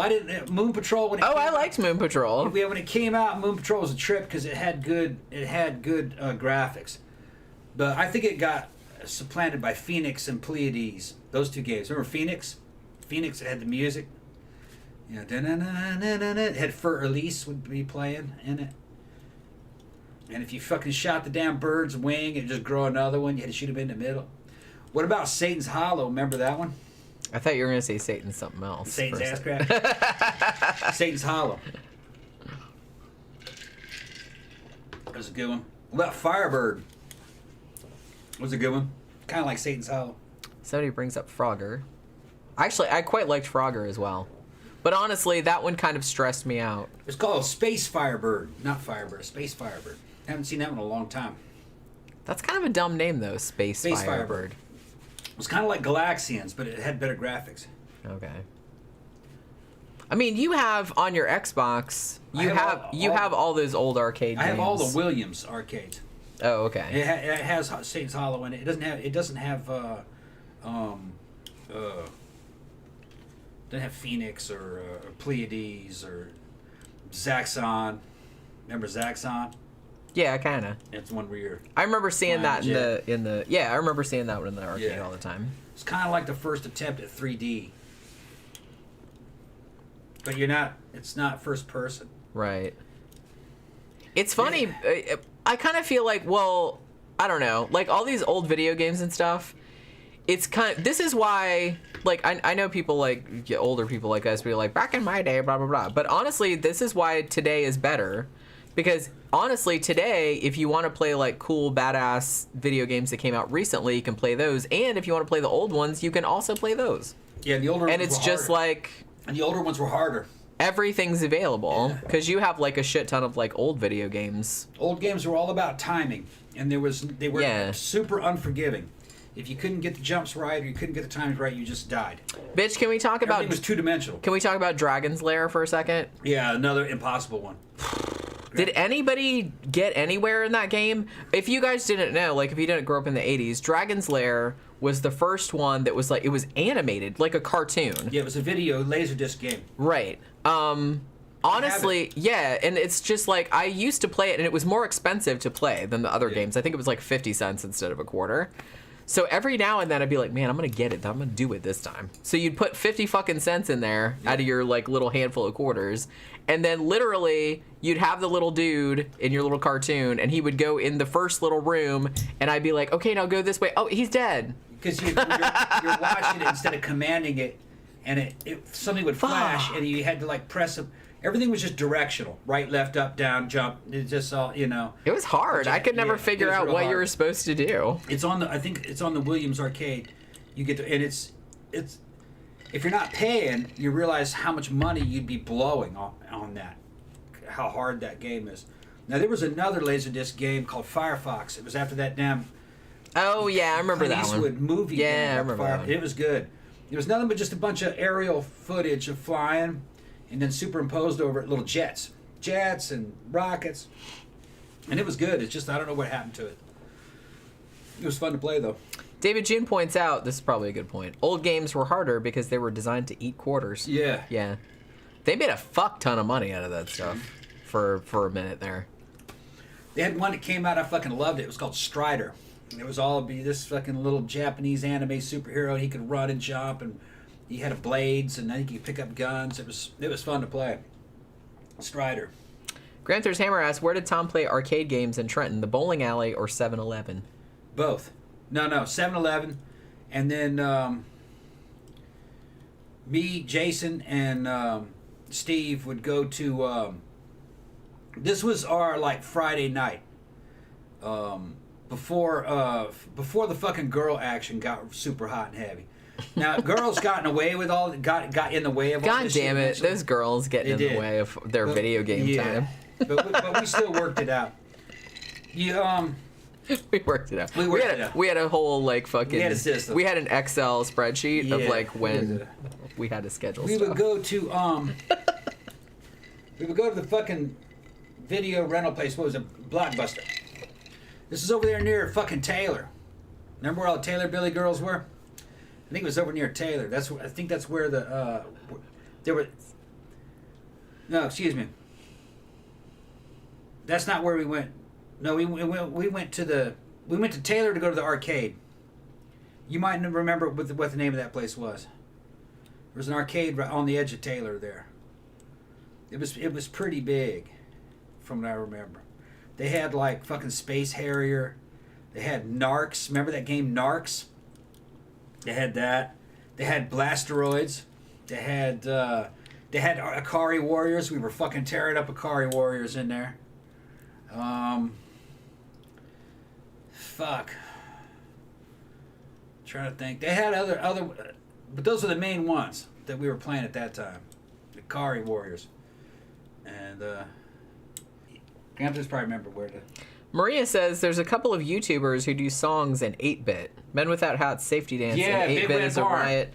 Yeah, there you go. It's called Steve's Arcade. Fucking, it's a big red barn in fucking Taylor. That was it.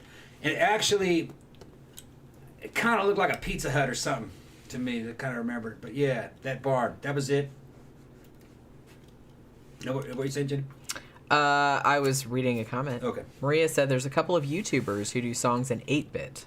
Men Without Hats, Safety Dance in 8-bit is a riot. So is Toto's Africa. Oh, I can imagine. Yeah, I can hear Safety Dance in 8-bit. I can imagine it.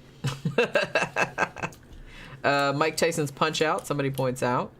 Yeah. Yeah. Punch Out was on Sega. On not on Sega. It was on Nintendo. Was it? Yeah, pretty sure that was on. I don't think we had that. We had Nintendo and we had a Sega. Yeah. Later, but You had to fight Glass Joe. okay, That was the first we one. didn't have that. Yeah. We had I heard of it, but we didn't have it. Wait, so what did we have? I didn't We really had like the game. It was hard. yeah, it was just kind of like we had Tetris, we had Metroid, Zelda. Yeah, Metroid was good. We had Mario Kart. That was super Yeah. fun. Me and my brother used to play that and try to run each other off the road all the time. Castlevania. I really liked Castlevania, like back in the old Nintendo days. Another good one for that we had for Nintendo was NES. It was Master Blaster. You had a little tank that could jump and come out of the tank. It could fight. It was kind of like Metroid, but you're doing it from a little tank. You could upgrade the tank to where it could fly, or you could upgrade the tank and it could swim. And it did all kinds of cool shit. Good little game. Yeah, we weren't red for a second, but I think it's Yeah. coming back. Okay, it's coming back.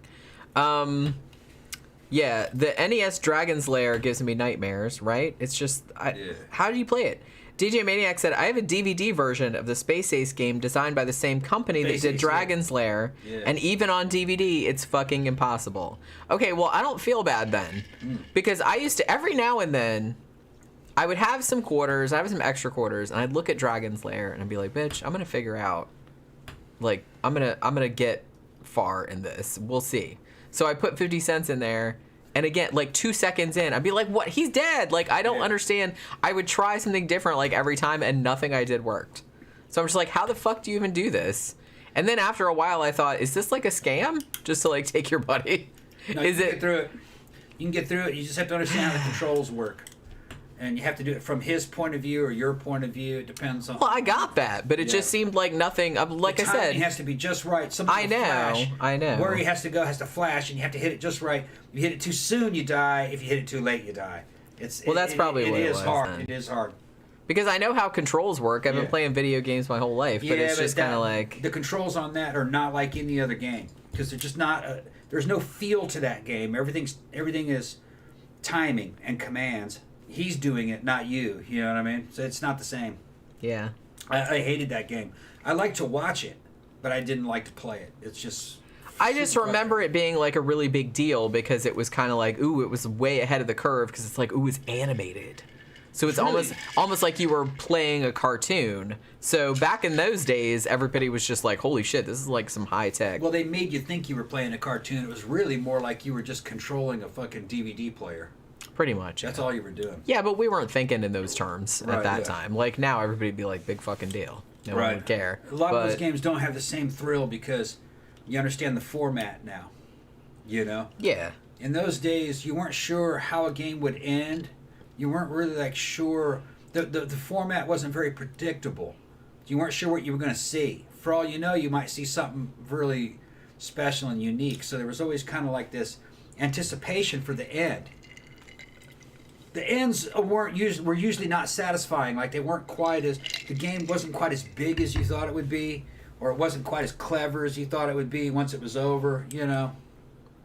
Well, I feel like that was a limitation of the format because it wasn't for lack of imagination. It's funny because when you look back at some of the like Atari games and stuff like that, particularly back in the really old days when it was just like fucking pixelated nothing. Yeah. And it's just funny how these whole games, like they had these whole backstories. Like I'm thinking of like the E.T. game and like the movie tie-in ones, and or the Indiana Jones one. for one that actually sold rather than the ET one.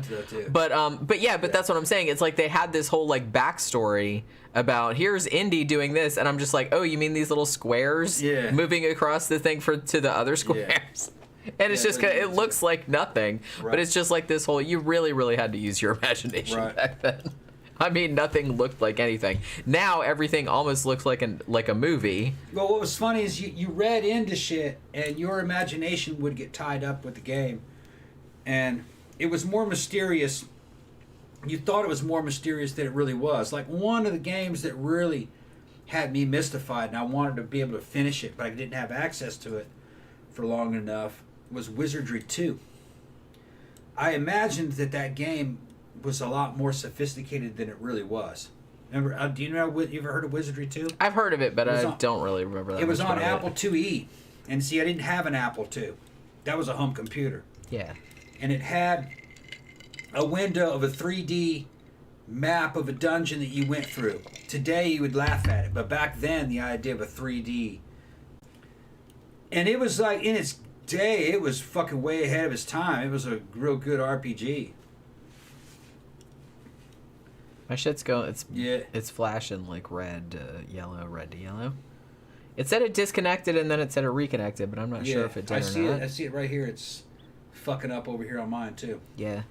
I mean, we'll see if it said it reconnected, but it's okay. It's back to green now. So I don't know how much did we miss. Wizardry was a real good game for its time, and it was better than anything on it. What the fuck, man? Yeah. Everybody's online tonight, I guess. Yeah. It was a good game for its time, and it was better than anything on any home system. Where we are barely missing it. This stream is fucking weak as shit. But looking back on it, you get modern copies, and it's almost kind of unplayable compared to what's around today. And you see the system that they used in the format, and it's not as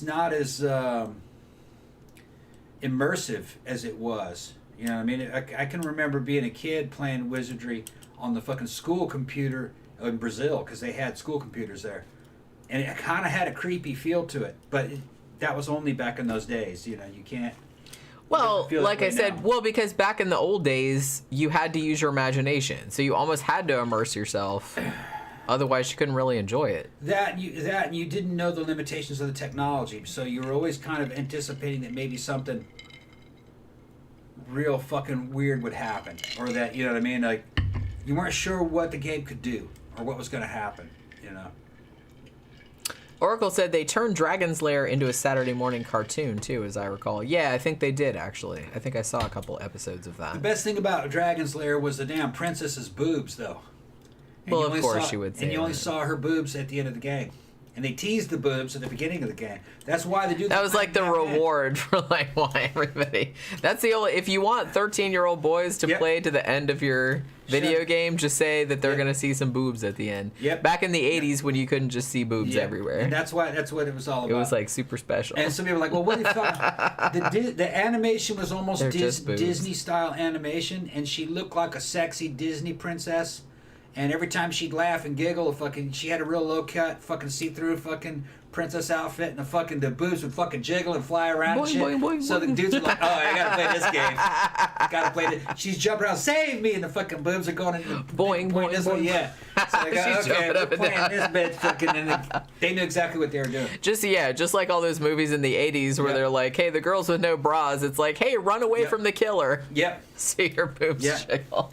The 80s were unabashed about that. They understood very well the fucking... Well, they knew who their audience was. They knew very well the fucking biology of a 14, 15-year-old boy.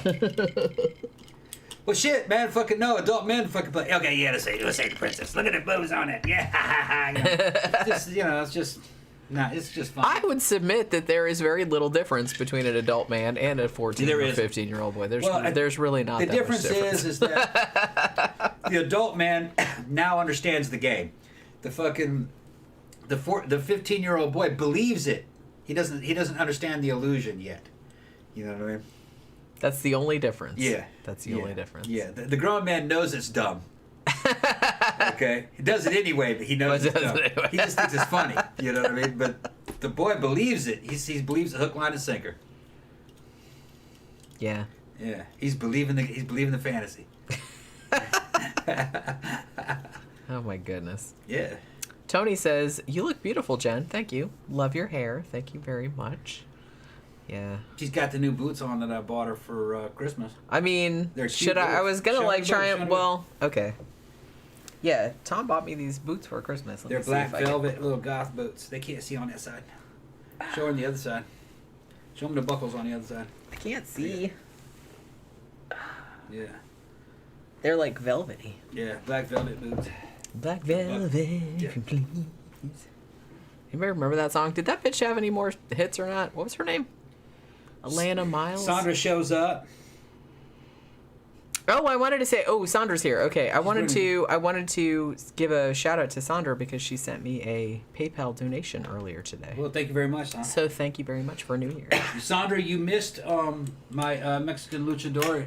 Well, you might have to put it I back put on. my- okay. You should put it back on, and then what? Did somebody wanted the Mozart wig over, or the Judge wig? I call it the Mozart wig, or the Salieri wig, or though Salieri's wig was kind of brown.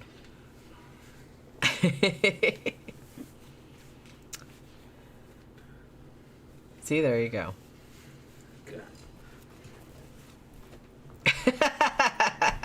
Oh, he's going to get the wig.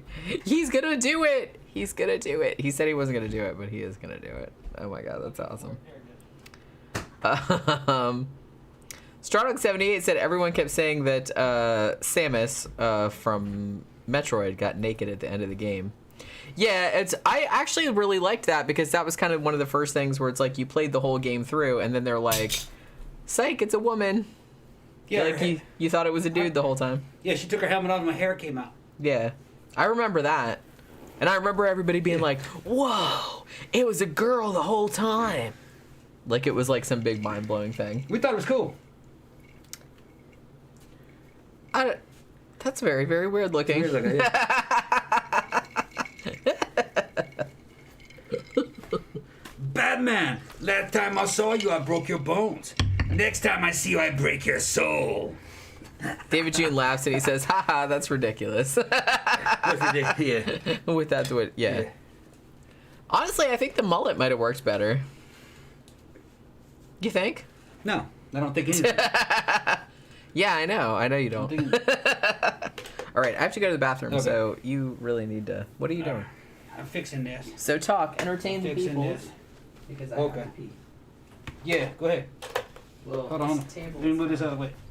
Oh, shit. He's gonna break everything. Yeah, I remember when we were playing Metroid. Gramthars, we were down in Steve's basement, and I'm trying to remember who it was that was playing Metroid. I think it might have been Jason. I think Jason was playing it, and we got to the very end. And they go through a little thing, and little Metroid sits up there, Samus, I think what the name is, and the helmet comes off and the hair comes out. And we just laughed. We're like, oh, it's a girl. We didn't know. But, you know, we thought that was cool, you know. Because they knew you weren't expecting it. You were thinking that it was the whole time it was a little man running around zapping all the bad guys.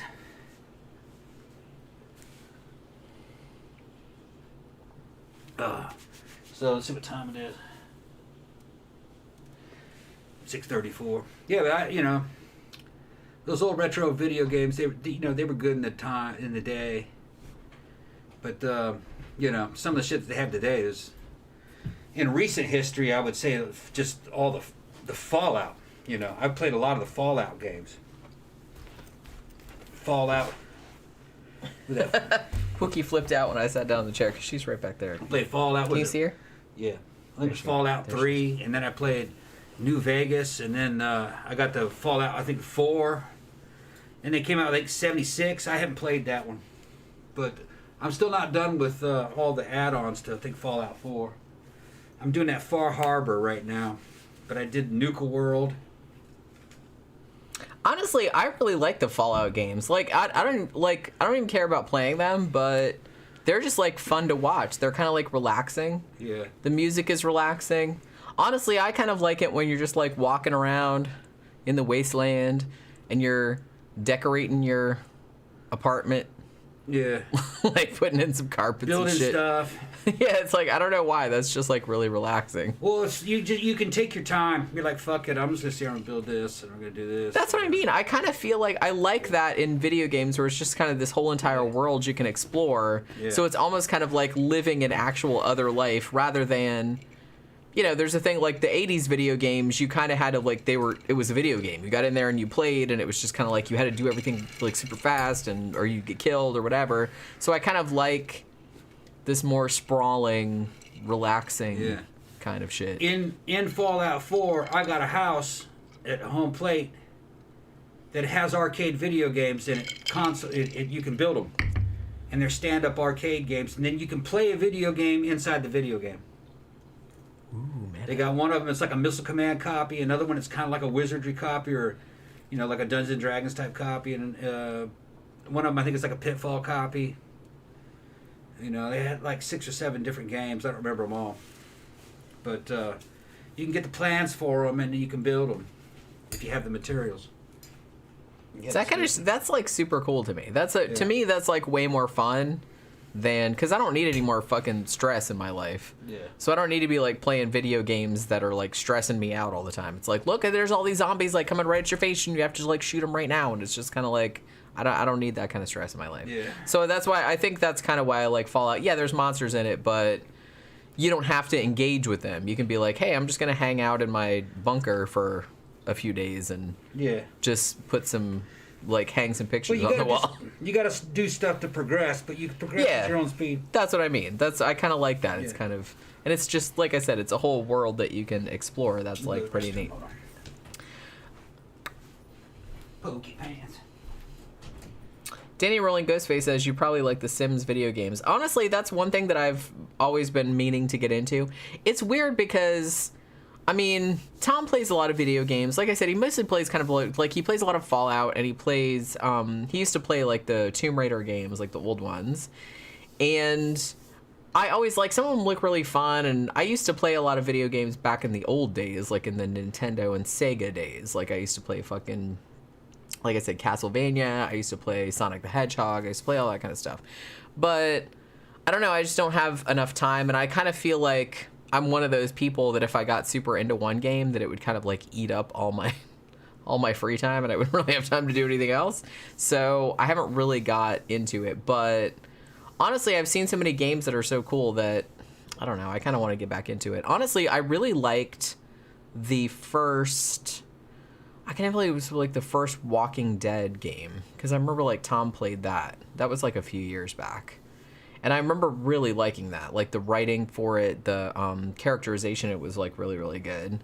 And I think I bought him the second one, maybe like a few years back for his birthday or something. But I remember those being like cool. Because sometimes I don't play them, but I usually just kind of like hang out and like watch him play them. It's just kind of that kind of thing. I'm too lazy to even get involved. I'm just kind of like, you just play. I'm just going to lay back here on the bed and eat some snacks and like watch you.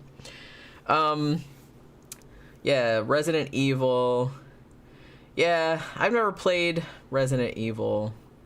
People have told me to like play Silent Hill too, which always seemed really interesting to me. I like a lot of the horror type games, but I just never have time to do them. You know? I just feel like I don't have time Tom to do. actually looks a bit like Popeye. See something bald. Put hair on, it don't look like that. Holy Parish of Doom says my wife loves Castlevania. I haven't seen, like, I'm sure, because I think Castlevania is still a thing, right? I mean, I think they've still done it. I haven't played it since the really old days, since the old NES days.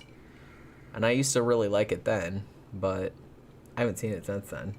I remember that being wicked hard, because I remember me and my brother used to play it, and my brother would get, like, so fucking frustrated because he couldn't kill fucking Dracula at the end. Because, well, the thing is, you killed him, and then you were like, woohoo, I killed him. Like, it took forever, and you died, like, 1,000,000 times, and then you killed him, and you were all excited, and then, like, he just regenerated, and you were like, fuck me. Now what? I just remember it being really hard. I don't even remember if we ever beat it. Did we? What's that? Castlevania. Which Castlevania? There's a million of them. The Nintendo one. The early one. The NES one. I don't know. I wasn't with you. I've beaten it. I'm talking about I'm talking about the old one. Me and my brother used to play it. Yeah, I beat it. Yeah. Long time ago though. That was the stand-up arcade version though. It took a long time to get through it. I remember it. You could pick up different weapons. You could have the damn knives. You could throw lances. Been a long time stuff. Another one I like, and I like the home version. There's a couple different versions of it. One version I bought for Xbox One was Shinobi. Shinobi was a good game. You know, it's a ninja game. Yeah, I remember you downloaded that one. I need to get back on Shinobi because I haven't beaten the home version of it. It gets harder and harder, the boss fights. First Infinity says the newer Tomb Raider games are amazing. They're like crazy 80s action movies. What was the last Tomb Raider that you had? I had them all up, all the ones with Laura, with the old Lara Croft, with the boob Lara Croft. The one where she goes down underneath the water and unlocks Niflheim with all the damn Norse gods. What was the name of that one? Because that was I mean, we're usually like a few years behind with video games. Yeah, I'll play the old games. I'll go back and play old games. The new ones with the new character, they're real expensive. Last time I saw them. Yeah, you should always like wait a year or two because they always want to charge you like $60 when $100 or $100 when the first shit comes out. But if you wait a year or two, they they wanted $100 if that's getting everything and all the other, like all the different, you want to get the whole package. So you have the game and then all the bonus stuff and then like the bonus, because there's bonus games and expansion packs. It's about 90 something bucks for it. And if you just get the game itself, it's like 70. So you might as well just get the, you know what I mean? In those, when you fork out the extra for fucking $30 and get that other fucking $100 worth of shit that they want to piecemeal sell you to, Well, honestly, that's kind of one of the things. I know they're kind of expensive when they first come out, but if you really want to play it, I don't really think it's I don't think they're ripping you off because that's like hours and hours and hours of entertainment. Yeah. Because like I said, it's not just the main game, but there's all these kind of like offshoot sort of games, and it's like all these expansions and stuff like that, and you get all this stuff to it. It's like I said, you could play that for like fucking weeks at a time. Yeah. I'd be willing to pay $70, $80, $90 for fucking weeks of entertainment, sure. I also like the Tomb Raider games from Xbox, or the old Xbox and Xbox 360, like Legend. That was a real good one. I have Legend. I could play that one over and over again. And there's another one that's called Anniversary is the other one. It's similar to Legend. I think there's 3 of them that are like that. But I have all the old ones. And then the newer ones that were like from Xbox 360. So I think that was, what was the name of those? They had a lot better fucking graphics, more realistic. Look good. She's better water graphics. You're running around fucking riding motorcycles out in Central America and trying to fucking solve these puzzles and moving the sundials and going down underneath the ground.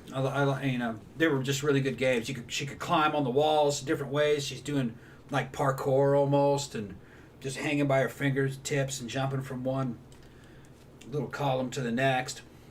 Well, see, I always liked more like puzzle type games than like shooter type games. But the nice thing about Tomb Raider is that it kind of combines both things. It was both of those, right? I mean, it's mostly puzzle stuff, but then there's like shootout type stuff and running and jumping, climbing, trying to figure out what goes where, putting things there and moving things around, figuring out how to fix things. It's a good kind of like all, just all different kinds of games like in one game, which I think is kind of cool.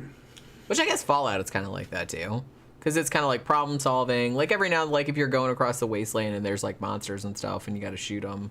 But, it's mostly just like problem solving, building, that kind of stuff. And I kind of like that more expansive kind of game than just like a shooter. Because to me, shooters get like just boring after a while.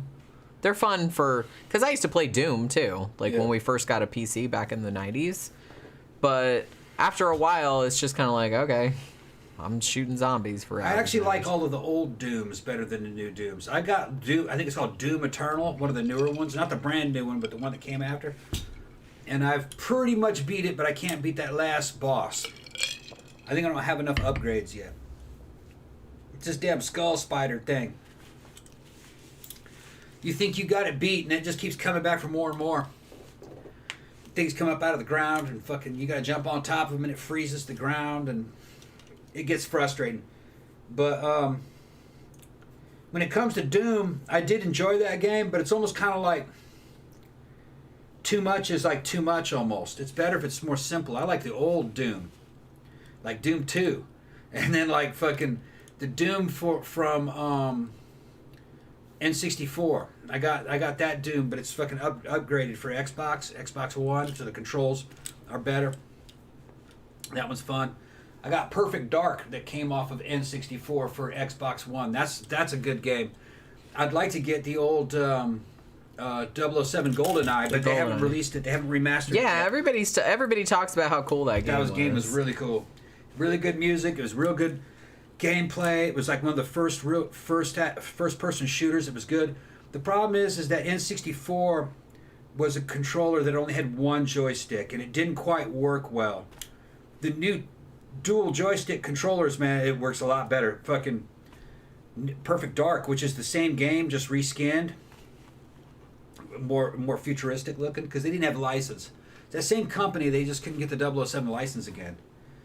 So they took that same engine and turned her into a female high-tech spy. It's also a good game. But, yeah. They're supposedly somebody's remastered it, but they don't have the license to release it. Yeah. Because, right. James Bond stuff is expensive. Yeah. They ought to just leak it for free. Yeah, I mean, you could get away with it as long as you weren't charging people money. You just can't charge people money. I mean, unless they wanted to be like buttholes about it. But, usually they're not going to come down too hard on you if you release stuff and you're not paying. You're not having people pay for it. That original GoldenEye, that was when I first met my first wife, and I was torn between knocking her down and playing that game. That's how fucking good that game was. I'm sure she was very thrilled about that. She's like, yeah, so I don't know if I had time for I have to compete with a video game. I'm really? Yeah. That's how good that game was. Is that even a guy in his 20s was having a hard time choosing. This is why ladies find dudes tiresome. She's like, well, you come back to bed, you gotta understand something. You gotta understand something, man. This is the James Bond game. This is way bigger than all of us. I'm in Russia right now. Out in the snow trying to fight these dudes, man. And then the next thing you know, I'm on the Arecibo telescope fighting these dudes. She's gonna go find a Sancho. She's like, do I have to call Sancho? That's it. No. That's what you should say. No, I'm gonna call Sancho. Do not call Sancho. I would be there. That's what I'm gonna say. Yeah. I'm gonna call Sancho, right? I don't even know Sancho. Who's Sancho? I don't know. Yeah. Will he bring me some burritos? That's the bigger question. David June says Castlevania 2 or 3 was impossible. I used a Game Shark and could never beat Dracula. Okay, so I don't feel so bad then. I don't even remember. Like I said, we had the NES Castlevania. I don't even remember if we ever beat it. We got to Dracula multiple times, but it just it took forever. And then you kept dying, and then you thought you killed. We were like, what? Oh my god, we fucking killed him. And then he just popped back up I'm back, bitches. I'm Dracula. And we were like, fuck me. What now? What? And then you had to fight him again, and then you died because obviously by then all your hit points were gone. Yeah, they're talking about the licensing problems with GoldenEye. It's a shame, man, but Jenny will witness this. I came this close to buying an N64 just to play GoldenEye. Yeah. I also wanted to play Rogue Squadron, though. The original old Rogue Squadron was really good. But I hated that single joystick controller. Man, that shit sucked. You just couldn't get strafing right. Although it wasn't so bad on Rogue Squadron. And you had that little expansion chip for it, which made it a little bit better, I think. But those two games were pretty good. So was Quake. And that Doom game that they had was pretty good. N64 was and I really liked the Zelda, Ocarina of Time. Yeah. It was fun. All the Zelda games were really fun. I don't know how it would hold up. I haven't played it forever, but it'd be nice maybe to get something like that. Just walk down memory lane. You know what I mean? It'll attach to a modern television. You can play it. Well, that's what I mean. See, that's what's cool about nowadays is that you have access to all of the entertainment from now backwards. Yeah. Whether it's movies, video games, music, anything, you can access anything you want. Yeah. You know, back then we didn't have that option. It's just kind of like, well, you had what was there. Now you can I can play new shit or I can play old shit or I could do, like I said, it's the same with music or movies or anything. You can watch nothing but old movies your whole entire life if you wanted to, even if you're 20 years old, which that's like pretty awesome. Yeah. You know, everything's available. I saw something that I wanted to say something about. Danny Rolling Ghostface says the GoldenEye remake for the Wii is really good and has online gameplay. Just saying. Yeah, I don't know. I don't know if that's the same game though. The thing that made GoldenEye for N64 so good was the smoothness of the gameplay and how good that game was. And you can't change the game too much. Part of the charm of it was some of its little foibles. The thing that I didn't like about it was the controls, the control system. The joystick wasn't any good, but that wasn't the game. That was the system. Somebody was saying that they were going to remaster it to make it look a little bit better, but the same game, and then adjust it to an Xbox style controller, and that's really all you need. You don't need a new game. You need that same game, just slightly tweaked for modern. Sure. That's all you need, right? And honestly, there's a built-in audience for it out there because I felt like not just you, and I've seen like a lot of younger people that talk about video games talking about GoldenEye. And how, I mean, that's kind of one of the games that everybody talks about from that era. It started first-person shooters, really. Yeah. That was the first real good first-person shooter. I couldn't believe it when I saw it. I was like, God damn. I just could not believe that game. I couldn't believe that it was a home system doing that. Like, oh my God, what a time to be alive. Little did we know what would happen later on. It's been kind of cool, though. I'm really glad. It sucks being old, but I really like having, I guess, like, straddled both worlds. Like, because we grew up in a time before the internet, before home computers, really. Yeah. I mean, the internet, home computers didn't really become a thing until I was, pretty much in high school. So it was kind of cool, like, seeing, you know, just being on straddling that line, like seeing what the world was like before that, and then just seeing what happened like after that, and being like cognizant of all the changes that were happening. So people are saying it won't happen. People are saying that that it won't happen. Yeah, I don't think it will happen. Not officially. If it ever happens, it'll be something bootleg. Yeah, you just have to, like, whoever does it just has to release it for no money. Evidently, there is one ready to go.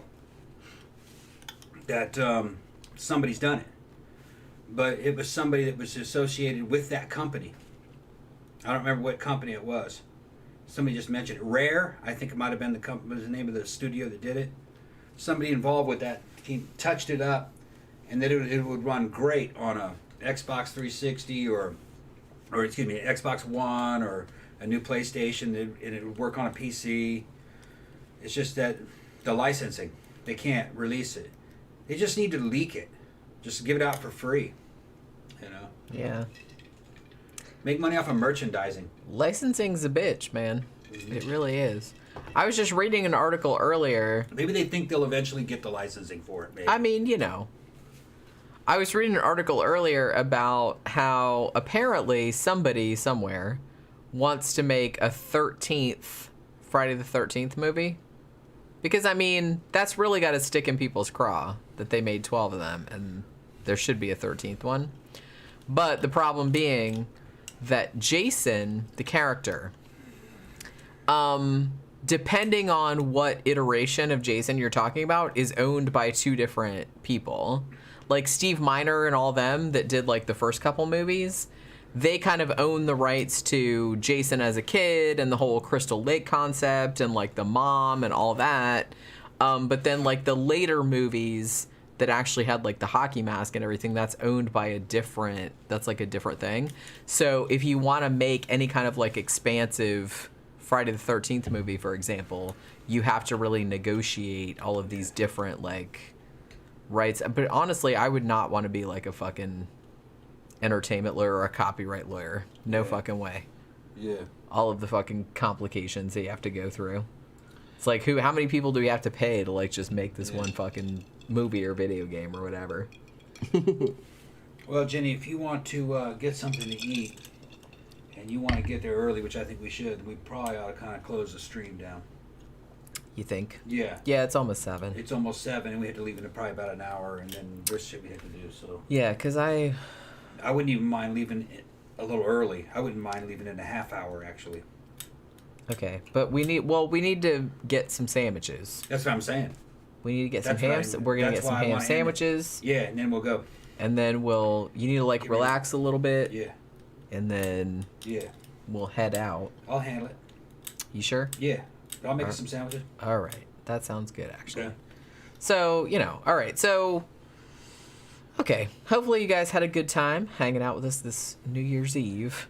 We're going to go get something to eat, and then we're going to go drive down to downtown Sanford. We're going to go to Mannequins and see how that goes. New Year's fetish ball. Hopefully it's not a big fucking clusterfuck down there, but we'll see. It's going to be. I mean, I'm sure. That's why we want to go down there early. Hopefully I don't have to stop for gas. I think I put you got gas. Yeah, I was gonna say I put a shit ton of gas in there earlier. But yeah, so we will be back on Sunday afternoon talking about whatever movie we're gonna talk about. So everybody have a good New Year's Eve. Happy New Year's. Happy 2022. Hopefully this year is better than the last couple have been, because fuck, man, the last couple years have been kind of a shit show. But I'm staying optimistic. So everybody else stay optimistic. Also, we will see you guys on Sunday afternoon. Thank you, everybody, for dropping by. Thanks for super chats, and we will see you guys on Sunday. Bye.